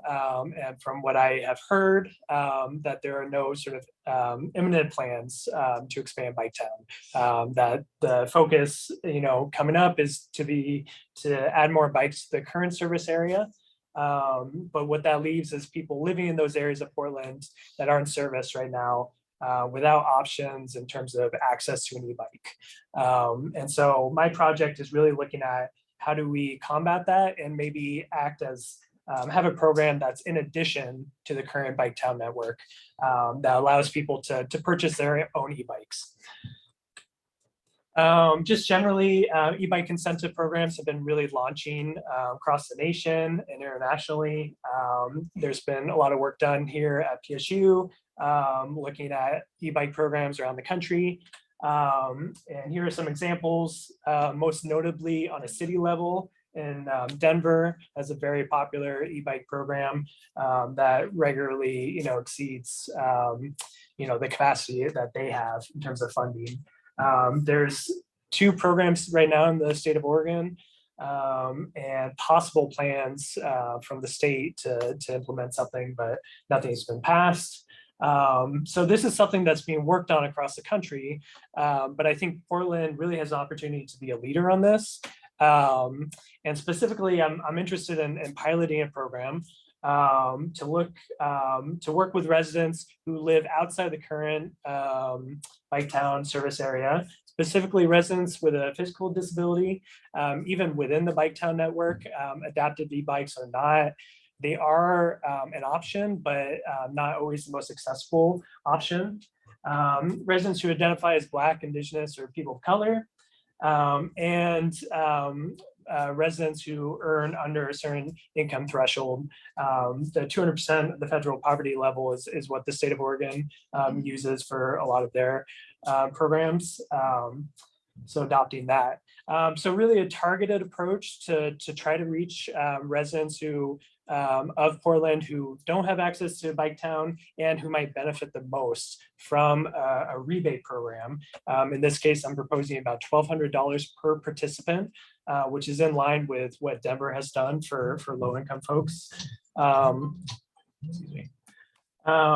So, I think one of the hardest, beyond the financial input on this, one of the hardest things of this pilot program is recruit applicants. I think really trying to make a targeted approach and working with community groups to reach people who would benefit the most from this program. Having sort of a workshop on, how to e-bike and they can demo bikes. And then the actual rebate is applied when purchasing a new e-bike at a participating store directly at purchase. And then I think most importantly, as a pilot program, to work with PSU or other institutions to really study like how does this change behavior, and what are the long-term effects of this, and whether this can be implemented in other areas of Portland or expanded or whatnot. So I'm looking for a $75,000 investment for 60 rebates to start.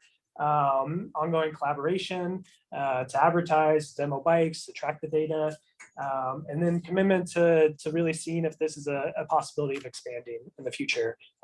Not, starting as a pilot program, but really building from there, and seeing how e-bikes can be a game changer for our city, really change the way people move around in our region.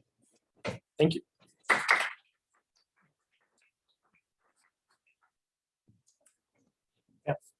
So there are lower cost up drive direct to consumer like the rad bikes. Why are you focused on more expensive mid drive or these kind of more bikes versus the you know what I'm saying? Yeah, I'll be honest, I am not an expert on e-bikes themselves. And I think if there was, I guess I'm most wanting any bike that is being offered in this program, that's going to be a reliable, safe means of transportation for the people who are participating. And so not wanting the cheapest option to be the one that is the only option. I think if that feels sort of like that is, if those lower end bikes are fitting those needs, I think absolutely the rebate program could be lowered in terms of cost. I mean, they are around that 1,000 to 2,000 range. Right. There's super cheap ones that I don't think you should go to, but I think they're pretty good. They're not as good as the ones you're, I think, pointing to. For sure. And one of the, I think, the cargo bikes and whatnot, wanting to add flexibility based on what a person really needs the bike for, and recognizing that might increase the price. But you make a great point there. Actually, we just ordered our electric cargo bikes, so we're awaiting a Serrano. Oh yeah, My okay, family and yeah.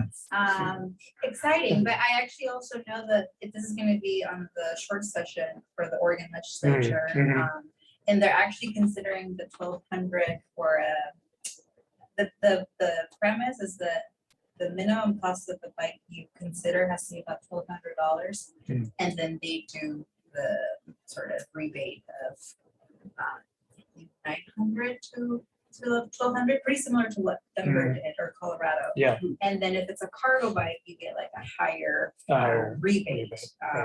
Which, I mean, we're pretty hopeful that's going to be something that can take place. But I'm thinking of the program that Melanie was presenting on, because they've got money over there. You need money over here. We got some admin support over here. Okay. So link it all up, right?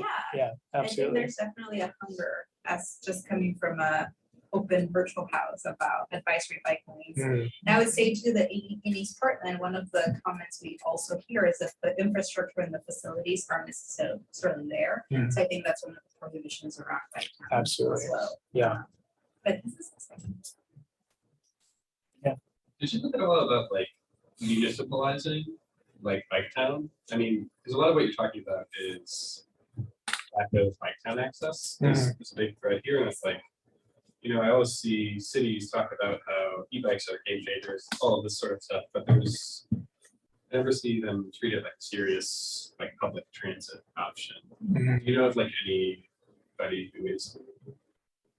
I'm not sure myself. Yeah. I mean, I think it's a good question. I think something the city probably has to look at going forward in terms of what the city investment might be Yeah, in the well, in future. terms of the system now, we own bikes. The City of Portland owns bikes and Lyft is hired as our operator. And so part of the ability to do that, is expensive, is just a partnership. That is really to do that. We had an initial federal grant for the first bike count. When it was all we've been able to expand it, but there is some uncertainty in the industry. Yes, but they just started having the operators. Yeah. We would not be able to do this without generosity. And the contracts come up, so we're trying to kind of figure out if there's ways that we can either expand. I mean, one of the things that there's in terms of like for other communities, it's like maybe PSEP could participate because they have a timeline that's pretty targeted. So I don't know if that would be an option in terms of trying to get the communities that sort of sought. And also, I think it's important to not make it income restricted. I think that what we're really hoping to see is behavior change and incentive. So, but of course, if you're going to have a X amount of dollars available for a rebate, you should prioritize those families. But overall, some of the success that I know that's in Europe and places like Colorado is that you don't restrict the benefits. Everyone sort of take advantage of that. Sure. Yeah. Thank you. Thank you. A lot of behavioral changes today. The first class, where there's a lot of change agents, they're all change agents.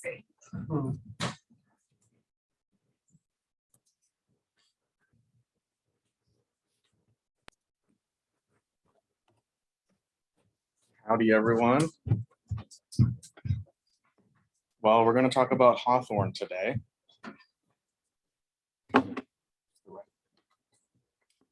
All right, so I just wanted to give a background about my sort of Portland experience and why I wanted to talk about this project. I only moved here in March and I've never visited before.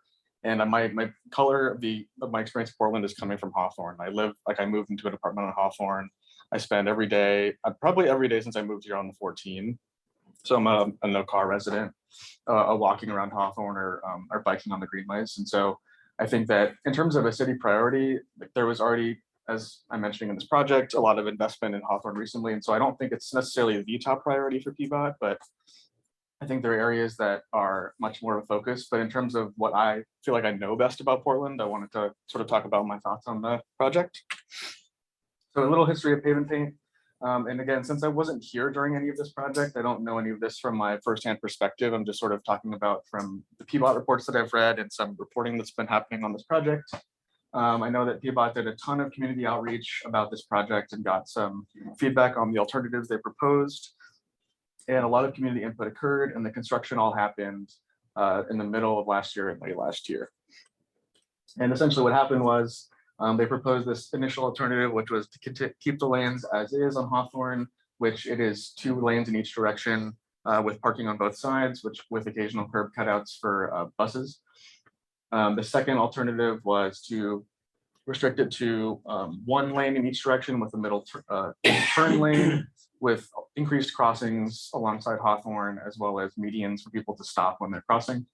And then there were 3A and 3B, which had designated space for bicyclists. The first was just buffered lanes alongside parking against the curb. And 3B was biking against the curb, buffered with parking with 1 lane in each direction. So neither 3A or 3B has that middle turn lane or medians for crossing. And after a bunch of community input, they heard that this number of safe crossing opportunities was the #1 issue that people wanted to see. There was a 15-year-old girl that was killed by someone speeding at 44th and Hawthorne in 2015. And I think in response to the safety priority from the community, I think PBOT did a really good job in prioritizing crossing safety. So as I mentioned, the good, like there are a lot more crossing opportunities and lights and medians alongside from about 23rd to 50th. And there are some nice bus only sections on the corner of Cesar Chavez and Hawthorne that speed up transit access. So that is a really big plus. And I think to achieve the safety component, like it does feel a lot safer for me when I cross, or I mean, not safer, I've only experienced this, but it feels safe for me when I cross and I don't worry about necessarily getting hit. And I think that the crossings are well spaced as well. But I think if we're looking at the transportation system plan, I feel like the priorities are a bit off in terms of what could have been done to Hawthorne. And so obviously walking is first. And I think that having safe crossings is a real big plus for pedestrians. But next is cycling. And I think that if you look at pictures of what Hawthorne looks like now, which I can show in a bit, there is no designated space for cyclists, despite alternatives that were proposed that could have provided that space. And I think that it's hard because the greenways are a great alternative, but it does push cyclists out to sort of periphery. And if you're looking to go to a destination on Hawthorne, but forget what street it is, you have to kind of turn right and then hope that you got it correct. Otherwise, you're supposed to navigate back to the greenway and then go back to Hawthorne. And so I think that it's hard because, yeah, cycling just feels like it's not part of the street access of Hawthorne as it is right now. And it does seem to just continue to prioritize private vehicles that are passing through. So I think just when I look at the street now, this is after the completion of the project, it feels like to me that there just is no space for cyclists and pedestrians just aren't visible in the space. And I think that reallocating some space on the street would do well to give cyclists a little more space and to even have more street space for pedestrians on sidewalks. And the middle turn lane, frankly, isn't used that much. And I think that, you know, medians are only there for pedestrians to feel safer, but if the curb were shorter and people only had to cross 2 lanes, like an alternative 3, that would solve the problem while still allowing, while reducing this kind of like dead space that's only used for vehicles turning. So again, the curb cutouts are quite nice for people boarding the bus, but I think the sidewalk at a lot of spaces, especially around where the Powell's outpost is really narrow.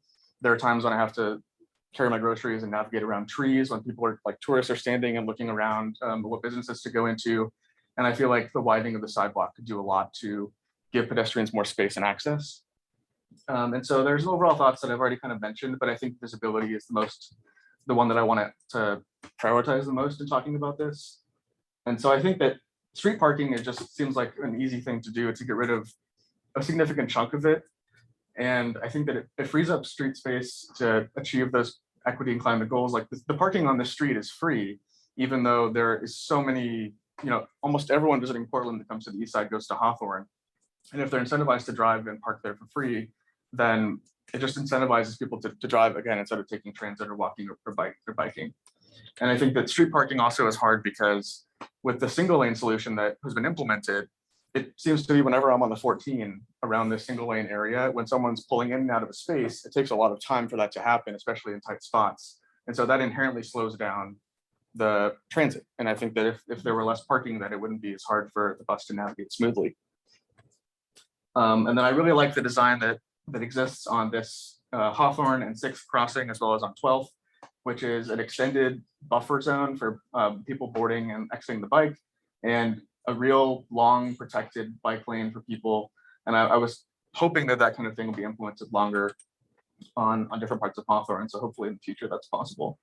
And I think that also extending the curb rather than having a median is something that would be preferable, because if you have longer curb spaces, this is not the nicest picture, but if this larger curb existed in multiple places, you could have more people hanging out on the street, using it as a space to be and to act, rather than just to use the median to cross the street.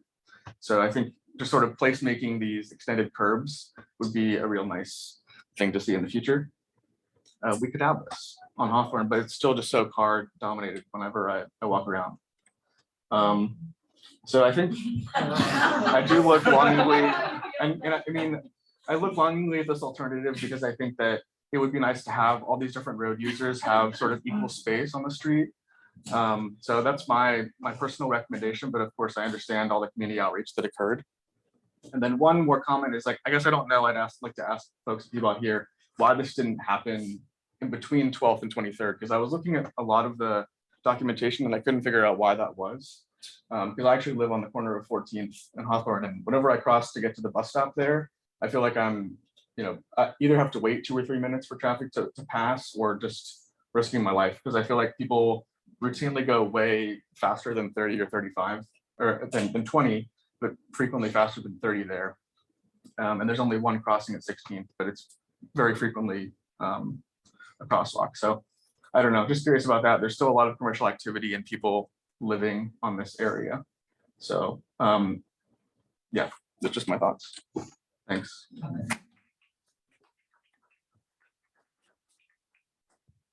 Thank you, Governor.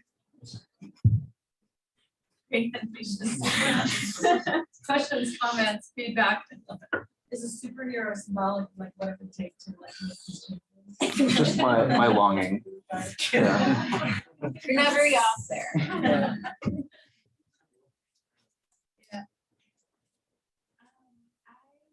Also, I think it's around here in that area. It's where the Grand Central is, right? Mhm. But like the road narrows and then right immediately as people merge, there's a crosswalk. Yeah, I don't know. That was just a comment. I don't know if you noticed that also. Mhm. Like there's like multiple things to like pay attention to. Like pedestrians often get missed. Yeah, I've seen people almost get hit there like big. Well, I go from jam brunch. Yeah. Thank you. I just have to carry on the theme.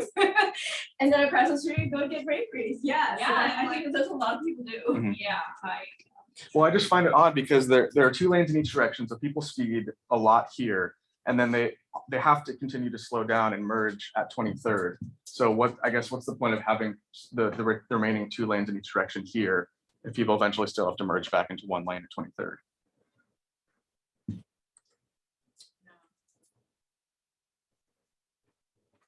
Yeah, I guess I can talk about this in terms of the project, and thank you for recognizing the resume on this, folks did in terms of planning that. I mean, it was a pave and paint project. It was not some kind of a transformational project that we would have liked it to be. But I mean, one of the things that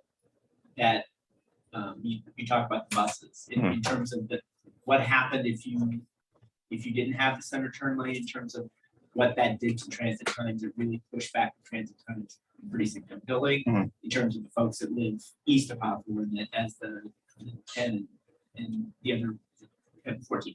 Sorry, kind of not, but as the 14. So that was one of the things that we had to weigh in terms of how that project ended up. But it's we're learning, but in terms of putting in some of those facilities, it's more than just pave and paint. And we had a lot of those curb extensions that we put in a number of years ago that we would have to re-engineer around. So it's thank you for bringing forth every day that we have to all these struggles and the different decisions that we have to make. But we're happy about the Salmon and the Lincoln parallel facilities. But we have to make investments all over the city. So I appreciate you bringing this one up, because it is one that we continue to learn from, and hopefully make that better. And in terms of the project scope itself from the 23rd on, we just didn't have the funding. I think to do the middle piece, we needed to do some additional work there, and the piece from the bridge to 12, I think that was part of a Central City Motion project or Wilson project. Okay. So it's one thing, we just don't write one check for projects. We have to kind of scramble and take money from different pots. So this is great.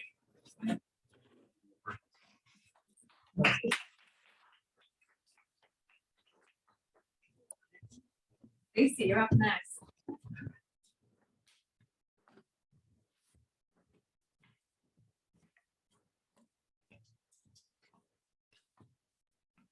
Everybody did these gorgeous presentations and mine is just a wall of words. So just be prepared. So how many people first took public transportation when they were under the age of, I don't know, 12? Ooh, a lot. And how many people took public transportation when they were like in high school? And how many people took public transportation like in their 20s? Oh, this is great. I love this. Fantastic. So one of the things that I come into contact a lot in my life, in my work, is that behavior is really based in habits and less in knowledge, right? We get a lot of new knowledge. We don't really change our habits. And so one of the things we need to do is worry about those habits that we're laying down all the time, whether we like it or not, and how to build on those. So for those of you who started riding public transportation when you were really young, stitching, good work. And for those of you who developed those habits later, amazing, right? Like how we actually get to the place where we push, that we can actually fight back or push back against the car culture and get on a bus or a subway is a great thing. I'm from the East Coast and grew up riding a ton of public transportation, love public transportation, big public transportation geek, got out of here, was in my car all the time and just was miserable. So moved to a new place where I can now be on my feet and be on a bus every day. It makes me so happy. So I forgot to. So one of the things that I decided to work on, or the thing that I decided to work on, was the project that Ada, you may remember from our first class, Ada came in and talked about the hop cards that were given to high school students and how, you know, there's a driver's ed and biker's ed and all these kinds of things, but there's nothing, these hop cards are given out, but there's no supporting documentation. There's no maps or orientation or anything. And so Twee and Ian hooked me up with Ada, and we worked together to figure out what the next steps would be in her project, because she was really exhausted by doing this all by herself. So we went and we got some more, I got some more information, spoke to TriMet and PBOT, and we put together sort of the next phase of her project. So one of the things we discovered is that while the program, and all of this, I gotta say, it's very murky. It's very hard to find information about it. And even when you talk to people who work on these things, they're not giving up a lot of information. They're very, very quiet about it. I'm not quite sure what's going on, but maybe that there's difficulties with funding. We looked at the school districts and figured out, we turned all the numbers and came up across the system. We can't get disaggregated data, so we don't know exactly where this is happening, but it looks like about 28% of the students are using the cards. So that felt pretty robust. That was more than I would have anticipated. And when the program was originally started, it was started for low-income students, and then it was expanded last year. And so more cards are available to more students. So again, we would hope that we could start to break down some of the stigma attached to public transportation, but we don't actually know. We felt pretty good, like, okay, 20% is a pretty good start. So that's all that. And one of the things that I didn't even realize is that since there's no yellow bus service, students have to get to school on their own. There's no school buses for high schools. And so this just explains what I just told you. And really what it comes down to is how do we get kids to ride public transportation safely and confidently? So this is sort of there is some TriMet, PBOT information and curricula that's being developed. We then use another model of a hot card community training that's under development. And we came up with this plan to look at, to put together a workshop that would be voluntary in a high school, open to all students in that school. We would have a trial workshop and sort of see how it went, have 1 hour, quick and dirty, and then a field trip. And then see if we could build from that to have a pilot program with 6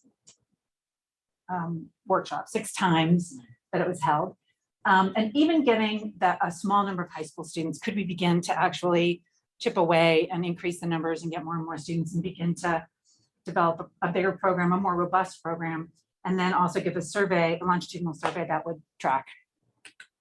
So we actually developed this little quick workshop. It's very not sexy, but it, it sort of gets to, just basic introduction and has kids actually going through an app to map a route, and then what would they look for, how would they orient, how do they get on and off, how do you pay, just basic transportation things, and having them walk through what it's all about. Man, I don't know how to get back to my, thank you.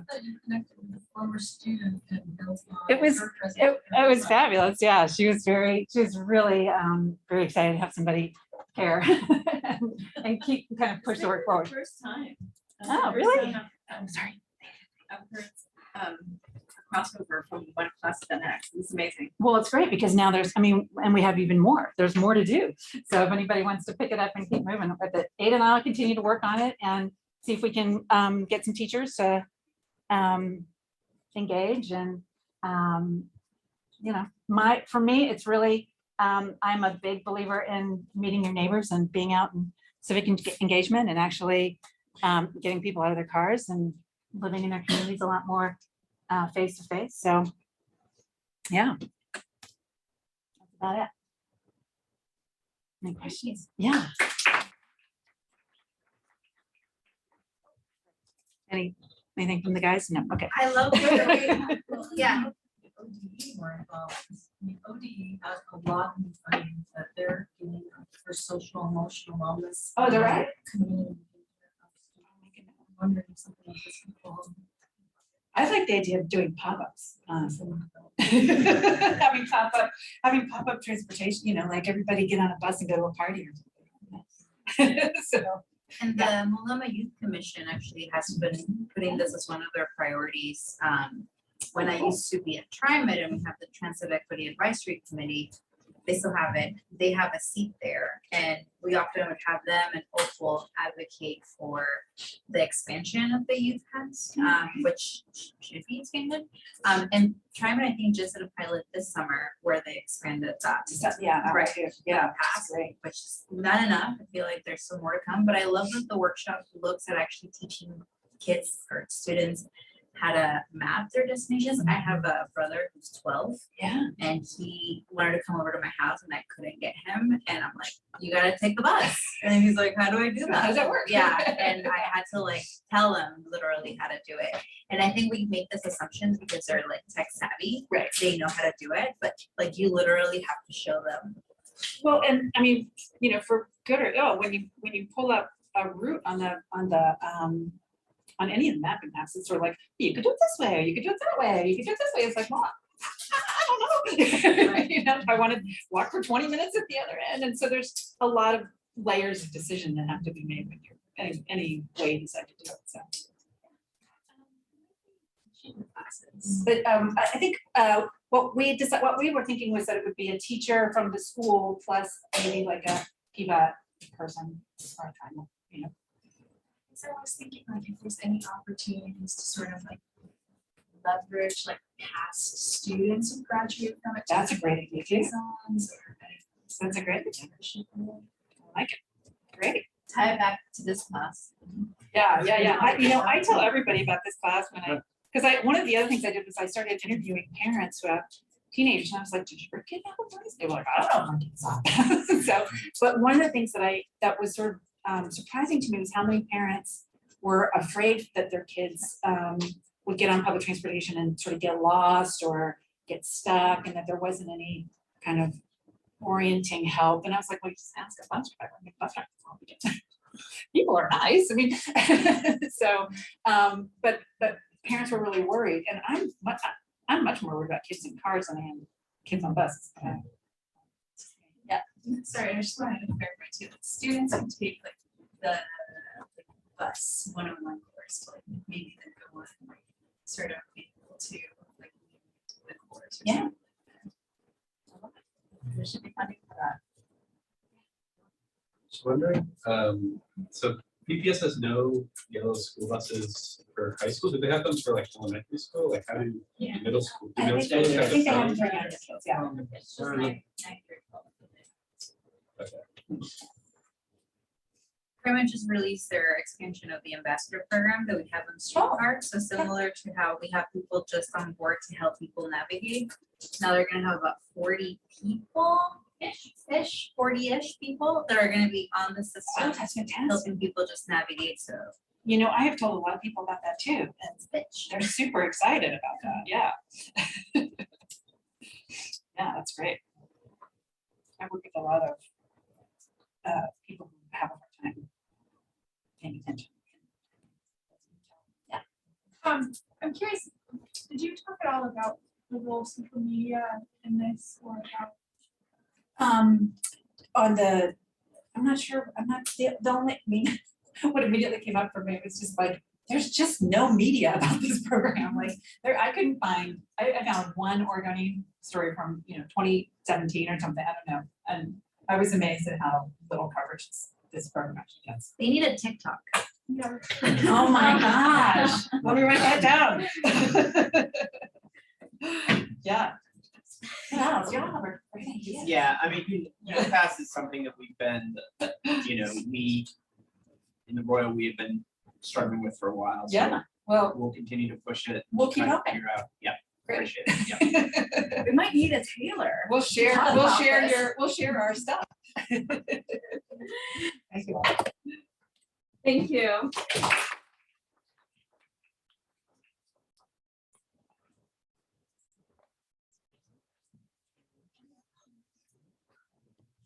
You're up next, Joe. And we're here? Yep. Okay. Yeah, I saw that.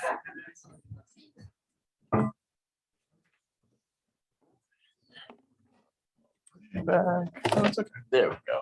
All right. All right. These lights are pretty bright. So many of us have seen the Vision Zero kind of statistics. 8% of the streets in Portland account for 65% of fatal crashes, and this is fatal crashes, right? But there are serious crashes. There are other kinds of crashes too that happen on these streets, and then of course a plethora of crashes that happen everywhere else.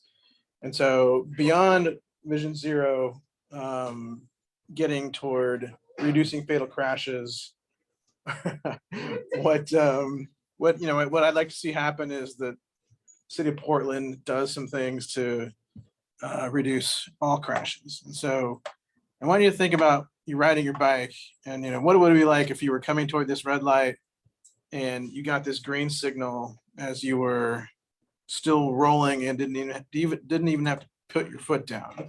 All right, so there's a small commercial here because this is what YouTube does. But this is Peter Kuntz riding his bike. He's got a red signal to make a left, and the cars have the green. And as he's rolling up, the cars are getting the yellow and the red, and he's getting the green across the street. He doesn't even look over his left shoulder to see if anybody's running the red light. This is really. You should know better. Okay, I'll talk. So this is really spectacular bicycle infrastructure that Peter has helped build in the city of Portland. Now imagine if you're walking, what would it feel like if you're walking somewhere and very soon after you push the button, you get the walk signal here, and you also get a head start. The cars can't turn right or left. This is the T intersection.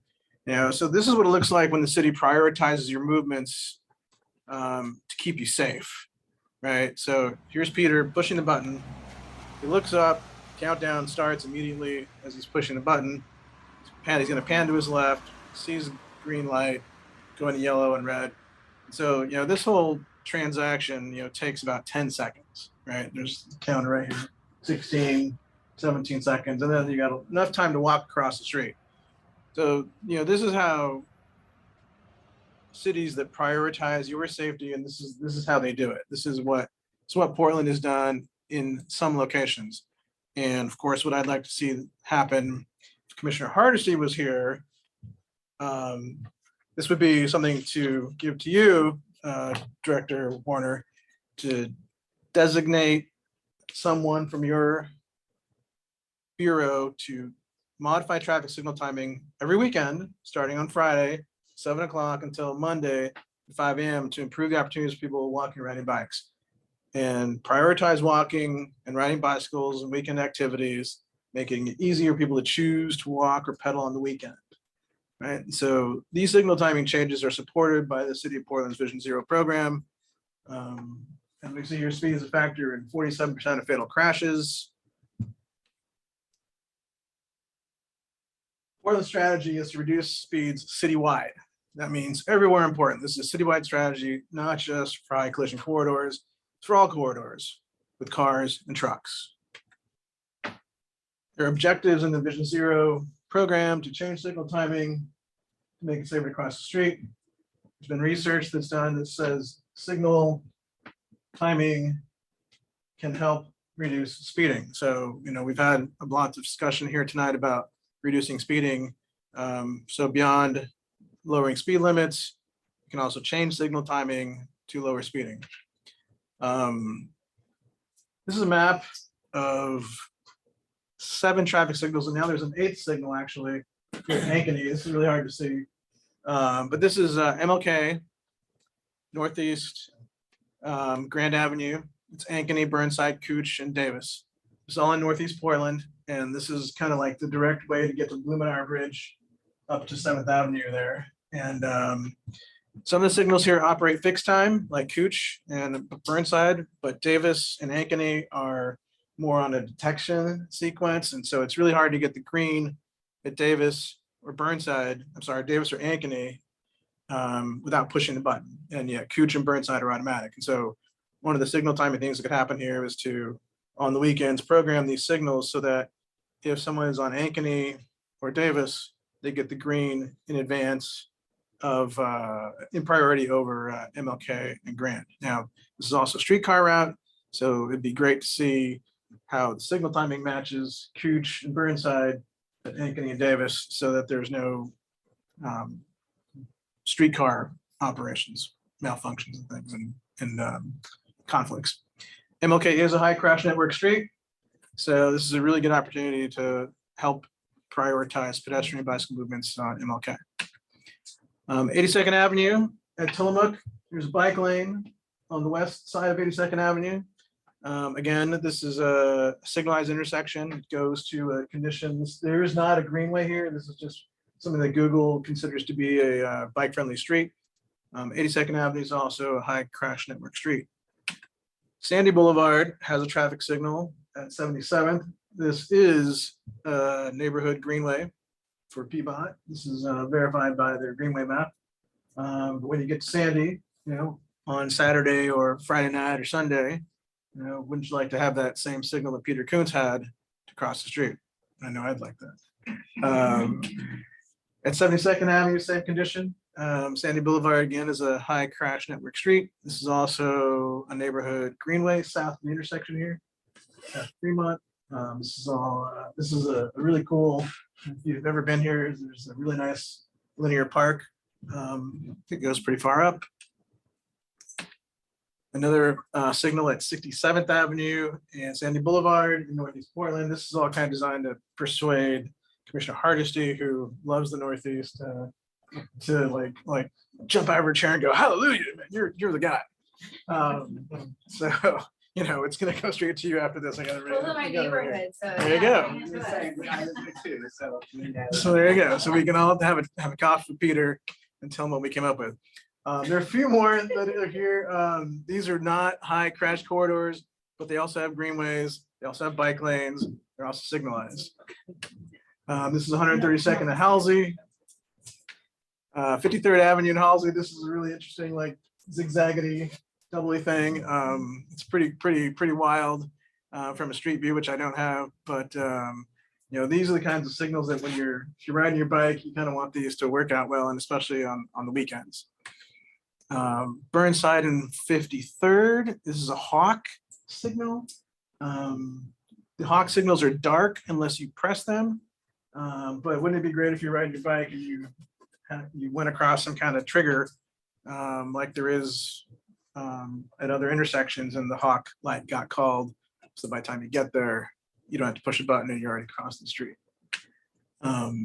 This is Vancouver, Williams, Shaver, and Skidmore. For some reason, Google thinks this is bike friendly. One of them is really not that bike friendly because it crosses over the 5, and it's kind of wild. But of course, Vancouver and Williams are great bikeways, and so it's a really nice nexus. If you're going east-west, it'd be great to get across the street that way too. This is Northeast Portland, 33rd Ave, Northeast Hancock and Grant. I've gone across this before. This is kind of on the way to Hollywood. There's a pedestrian crossing and it's dark unless you press the button on Hancock Street. But Grant Park is a full signal. Of course, let's change that up also. Again, 74th Avenue, Northeast Portland. at Halsey, another bike-friendly street, and a interesting kind of maneuver here to get through that light. But if you're coming up here, you gotta turn left. If you're coming down here, you gotta turn right. You'll be all right. So this is some of the background information on this. Some of this was done in here at PSU and TREC. There's lots of incentives for speeding, and those incentives for speeding can be reduced by lowering signal timing and reduce those opportunities. And these are the references to TREC and PSU and NACTO and the Vision Zero plan and then the Greenways Amendment. So that's it. Explore around the city. Thank you, Joe. Thanks. Questions? Questions, quick questions. We're actually, I want to keep us with time, so if any questions, comments really quickly. No, we can go to the next. Okay. I've got. I just need to say one more thing. Yes. Pete, I don't know if you guys have Pearsons, but he works for the city of Portland. So he is the head of traffic and signal, so he should just get up and read this. There you go. I guess one thing I would say is a lot of our, you don't want to hear my woes, but a lot of our traffic signal equipment is old. And none of it needs to be replaced. I really appreciate this, but a lot of the work that we're trying to do is also out for the east, where they don't have any signals at all. Yeah. And any crossing beacons and things like that. But I do appreciate all the work you're trying to do this, and I'll run the Peter's desk Yeah. tomorrow. And if you see Sam Adams, here's my Okay. my sister city idea for others. Great. in new city performance. Thank you. Thank you, Joe.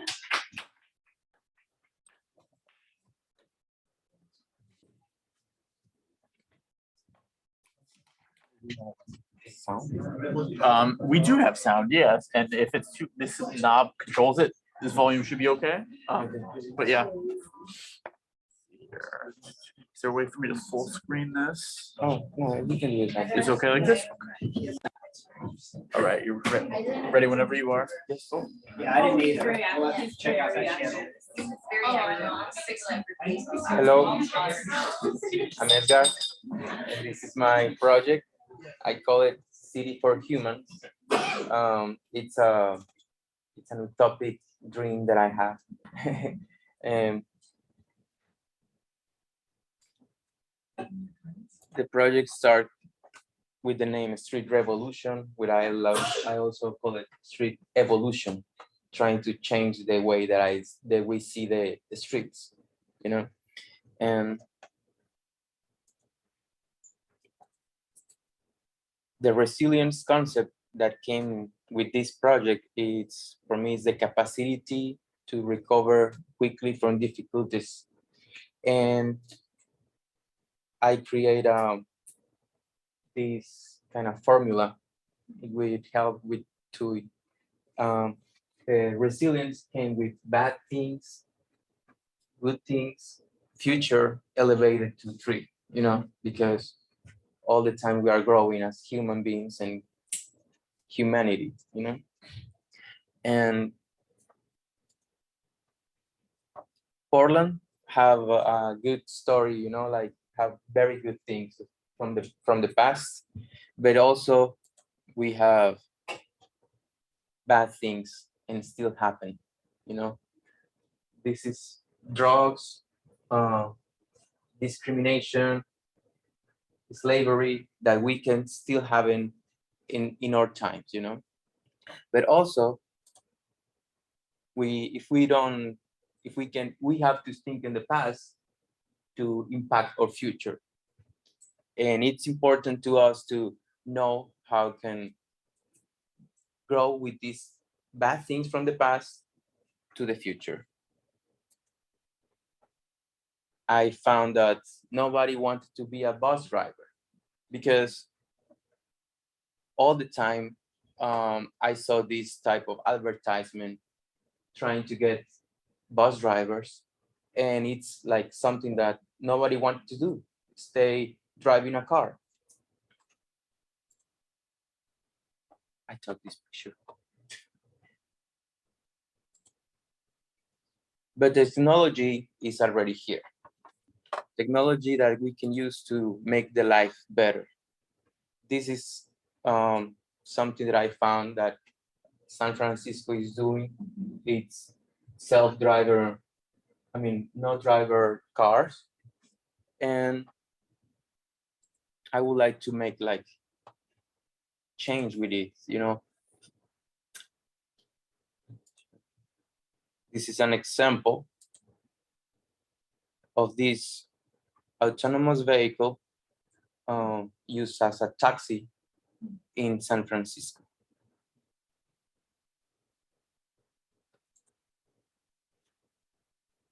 Portland have some zoning permits that makes that the area grows in certain ways. What I would like to have for human beings here is wellness, equity, freedom, positivity, empathy, and adaptability for our communities. The human factor is for me the most important because we always thinking in cars and not in human beings, you know? And since the past, we have visionary people who designed the city as the land extension. He created this design to give the community that on that time he thought that it would be a better place to live. We have spaces for living, for houses, and also green areas around it. There's another example right here. It's the park blocks. I found this very interesting because in this area, people create community, business, interaction with others, and I think that's the most important habitat for human. And taking those examples, I imagine that using the laws, why we cannot create green areas in all the city, you know? I know it's a topic, but if we can dream about it, we can make it happen. This is some examples that I found people being a pedestrian in the city. And I would like to create this project not only for Portland, also can be replicated in other cities and also around the world. I'd imagine a city accessible, walkable, equitable, dynamic, and lively. This is one example that it's here in downtown. This is a street that sometimes is closed, and here happens events eventually, you know, every single month or something, they create concerts or something.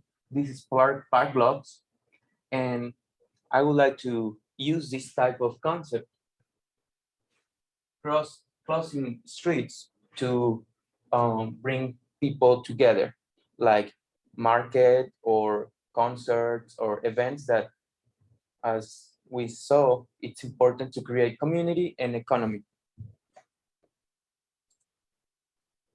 This is one example from John Kamensky. I don't know if you have saw this. This is an animation that he creates to imagine a world different. It's really inspiring.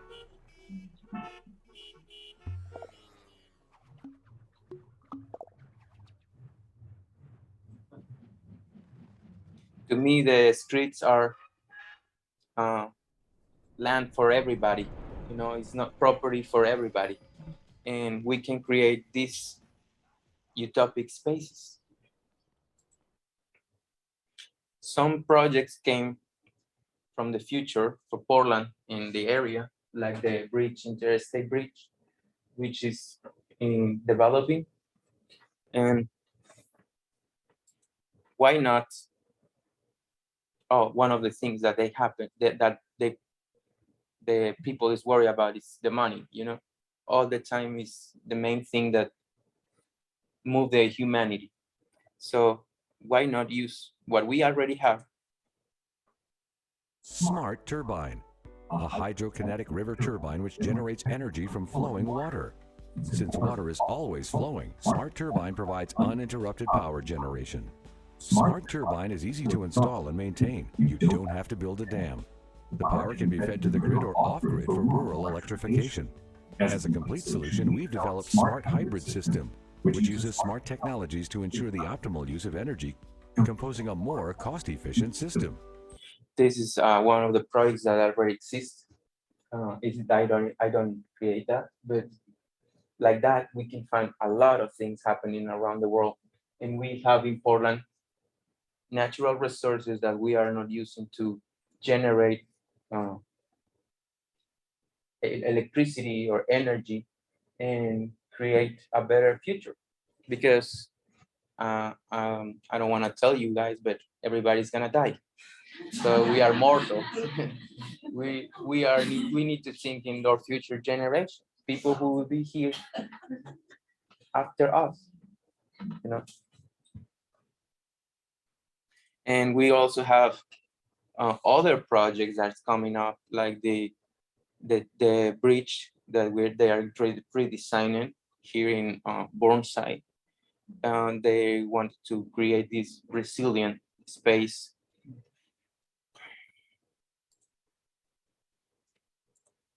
Yes, and the street evolution could be a better place for everybody. Using the big data, create algorithm that manages the transit on demand. It depends the day, it depends the time of the day that we can manage and distribute the transit. Because if we need to be equitable, for me, the transit needs to be free for everybody. I know it's complicated, but we can make it. And we can find another sources for economy or money to grow and give to everybody the possibility to use the transit, public transportation. And this is the image that to me it's very touchable, touches too much, because it represents freedom for me and for everybody. Thank you.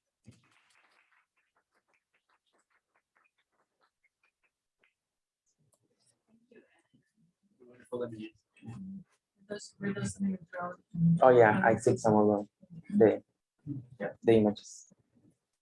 Questions? Questions, feedback, comments? That's the most gentle way anybody's reminded me that I'm gonna die.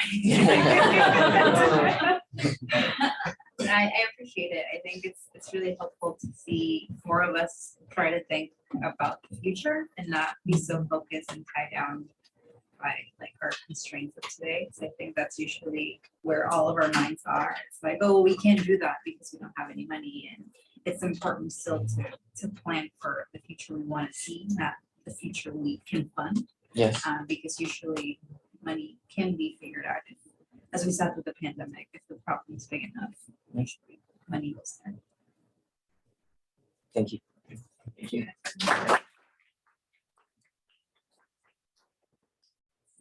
Yeah. Take us home. All right, hi everyone. It's past my bedtime, so I'm sorry if I'm like low energy now. But I'm gonna be talking about a possible idea for a north-south east side bus route. So the problem, so let's say that you're an individual who lives on Stark Street, say at like 26. The closest. To live right at 26. Really? Well, I did my research. That's crazy. If you wanted to go north or south on the east side, you would have to walk 0.75 miles to get to the nearest north-south bus route, which is about like 20 minutes. So pretty much the problem is that there's this large swath of the east side that just has no north-south transit. And this is due in part because of Sullivan's Gulch, as we know, divides the city a lot. Currently, well, you can barely see it on the screen, but on 12th and 33rd, I believe.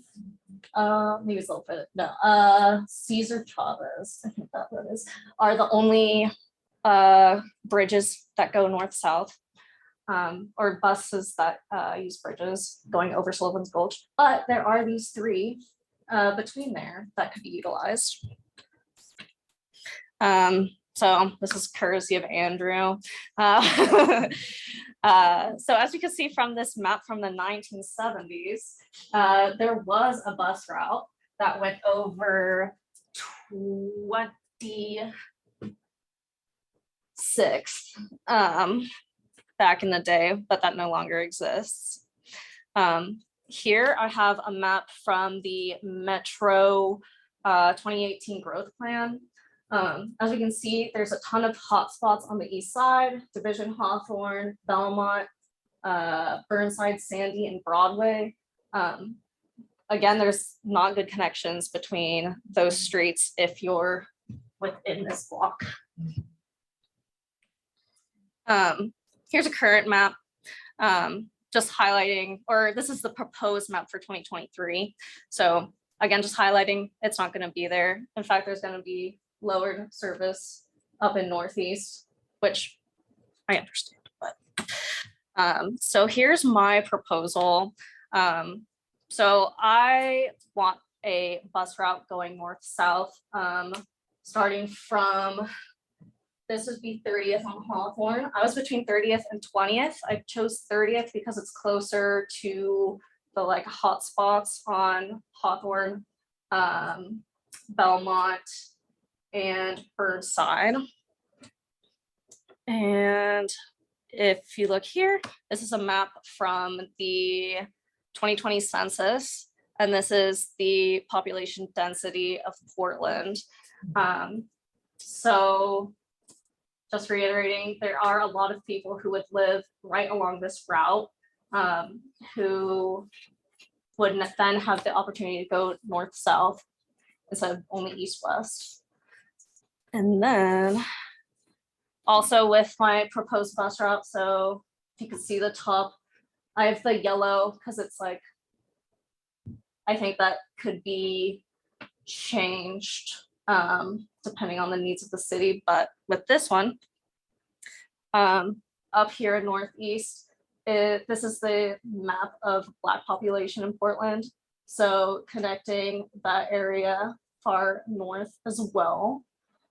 And then also bringing up everyone to the east side.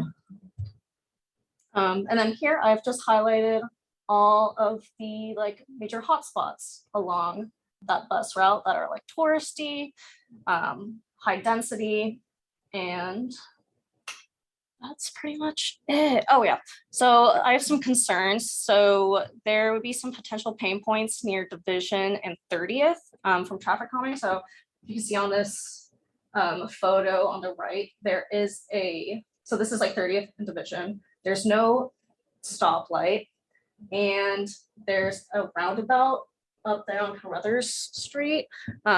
So that could be a potential pain point. I was thinking could move the bus route to 28th, where that intersection is a lot easier to get through. Also another concern, so Alameda is one of the wealthiest neighborhoods in PDX, and it's going to lose ridership. So you can see that from this map. It's where that like red line goes a little curvy. And this is probably due to low ridership, I'm assuming. And yeah, just it's an odd place for connections. And then also south of Powell, a concern was competition for ridership with the 70, although I feel like it'd still be embraced. But yeah, that's pretty much it. Questions?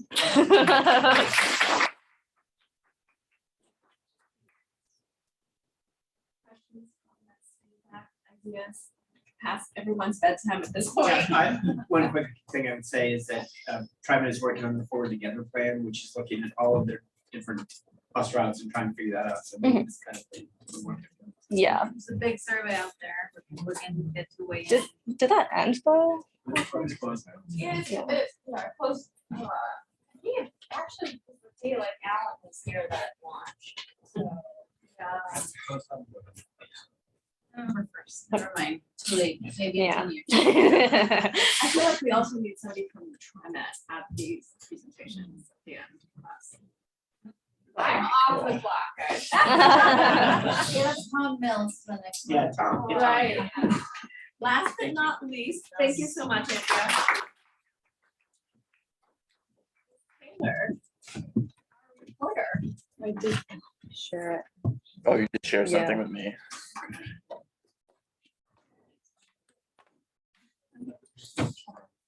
I put it in my folder. I'm sorry. Not a problem. Wait. You can get there real easy.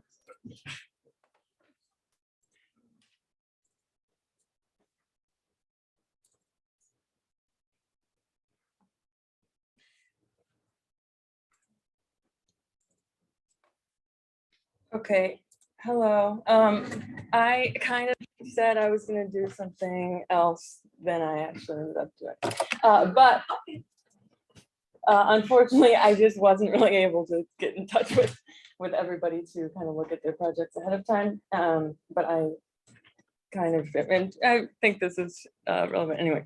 Okay, so I guess I was just going to kind of talk about communications related to this stuff. And I mean, I think all of you did a great job in your projects, communicating, talking about your plans. So I'm very impressed. I'll talk about how I got involved in this and why I decided to do it. Mostly it's because I make a lot of money working as a journalist. No. Well, I am nosy. I like to learn secrets and find out gossip about things that not everybody knows. I couldn't decide exactly what I wanted to do, and I obviously, like in this presentation, I couldn't focus on one thing, so I had to do everything. And in this, I get to kind of learn about lots of stuff all the time, and it's very exciting. And then I realized there's pretty much nothing. I mean, I just have to talk about this stuff all the time to anyone who will listen. So I'm lucky that I am able to do that. And people apparently like it or read it, I guess. And I get to hang out with cool people using it. It was like 70s or something, so that's why I was wearing it, or 90s. 90s. We were having fun, yeah. We were. Okay, so I guess then over time when I started, I mean, I think that it's really important to communicate clearly, and people are bringing this up a lot more now. It used to be worse when I feel like lately there's been kind of a push to start using the word crash instead of accident, and involve the person who's driving the car in the story. But there's still this was like the police report like a couple days ago, fatal crash involving bicyclist, pedestrian dies in crash, be more, it's not very clear what happened here. It kind of puts the onus on the person who was killed, and it doesn't seem like it matters that much maybe, but it kind of does over time. It influences your opinion of like what the world can be, and if anything could possibly change. This really made me mad. This is not, I mean, there was some story recently in LA Magazine kind of giving a profile to this woman who hit and killed 2 kids, and it's like her speeding Mercedes struck and killed, like what? Well, she was driving it. It was her doing it, and like, yeah, I honestly, it would be a terrible thing to go through. But the children who are dead should be kind of highlighted more. And people were really mad about this, which is good to see, but it still shows that why would you think this is an okay thing to do? And so, I mean, I write for Bike Portland, but there's lots of other things, and I'm diverse in what I call a news source here. The Shift calendar and forum here, I think, is a really good source of information. There's, more established transportation news outlets like City Lab. And honestly, the NumTalk Facebook group is a huge place where I think lots of people learned about stuff and became interested. Okay. Our students. Was he? Yes, A he was couple. our student back in 2019. Oh, nice. Yes. Well, he's really world famous now. I guess, so I also want to say like this, I don't think that, I think this work is really important. I don't think I am a hero or like doing anything, really special, but I think that everyone can become, a kind of community journalist advocate. And so I think it's, I think it's really inherently important thing to be just communicating well about important things that may seem really niche and uninteresting to some people. So this I wrote about the tree parking thing that Megan put in her presentation. And a lot of times the articles on Bike Portland get reposted on Reddit. I don't want to look at the comments. People are very but actually people were they didn't know about it, and it was really nice to see people being positive about something. And I think that if they find out about something like this, they could potentially encourage, follow up on it and encourage their local the officials to actually follow through on this. And then with the bike bus, and this was also due to his credit, he was posting a lot of TikTok videos and they were going really viral.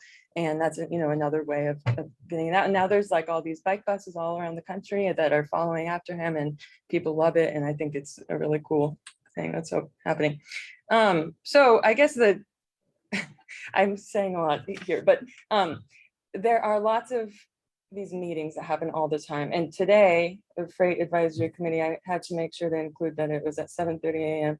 I did watch it. I did also fall asleep at one point. However, I'm forgetting this is being recorded.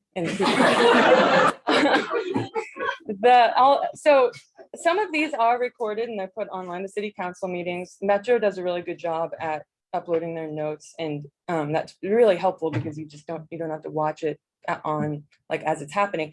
People can't go to like the Freight Advisory Committee meeting at 7:30 a.m. or the Bicycle Advisory Committee at like 6:30 in the evening. I think that these need to be recorded, put online, and made available to people. This is from the Freight Advisory Committee. They used to do better notes, but right now, you can see there's like September, June, and February, and like last December that was uploaded 3 months late. So, and these meetings are very important a lot of the time. Like sometimes they say randomly really important stuff that nobody would ever know if people weren't watching them. And sometimes they say nothing important, but you never know until you watch it. So in order to, I guess I'm trying to, ask city officials to start recording the meetings. They are actually, I think, recorded on Zoom, but they're not really available online. And then we put a calendar together of regional transportation committee meetings, so people don't have to scroll through every single website in the world and follow them. But and then I guess I'm saying like, I think that you guys have all been very good at communicating today. I really, really liked hearing what you had to say. And so I would encourage you to express it more and share it with people. I guess, you can write. I mean, we always want guest opinion articles or for anywhere else, or start your own blog like Andrew has. Or, and also like when you see something like about when it, it says in a way that you don't think is good about some traffic crash, I would, I guess, call it out and mention to people why that's bad, and keep giving feedback to people. Or you can make memes like this, which really is worth 100 likes. this was a paradigm shifter for some in the, who saw it. So that's also a form of community journalism. Okay. Thank you. That's it. Summed the whole class. You feel that way, 'cause I felt that. Yes. I have a question. Certainly. I heard that there was is it true that there's a meeting next Wednesday that you'll be at? There is, yes. Did you talk about it? Yes, there is going to be a kind of community gathering that hosted by Mike Portland on Wednesday. And I'll send information to the, but everyone should come and give their ideas and feedback, and we're hoping it'll be a kind of gloriously great time. Bring $40 for a historic bike map. True, those are very cool. Okay, thank you. Yeah, I just want to Thank say, you. thanks, Taylor. We both with the Restoring J School, like 100 years apart. But she's putting her children to good use. So thank you for all your efforts. Well, Judge is not here, but he put together a certificate also for Ian.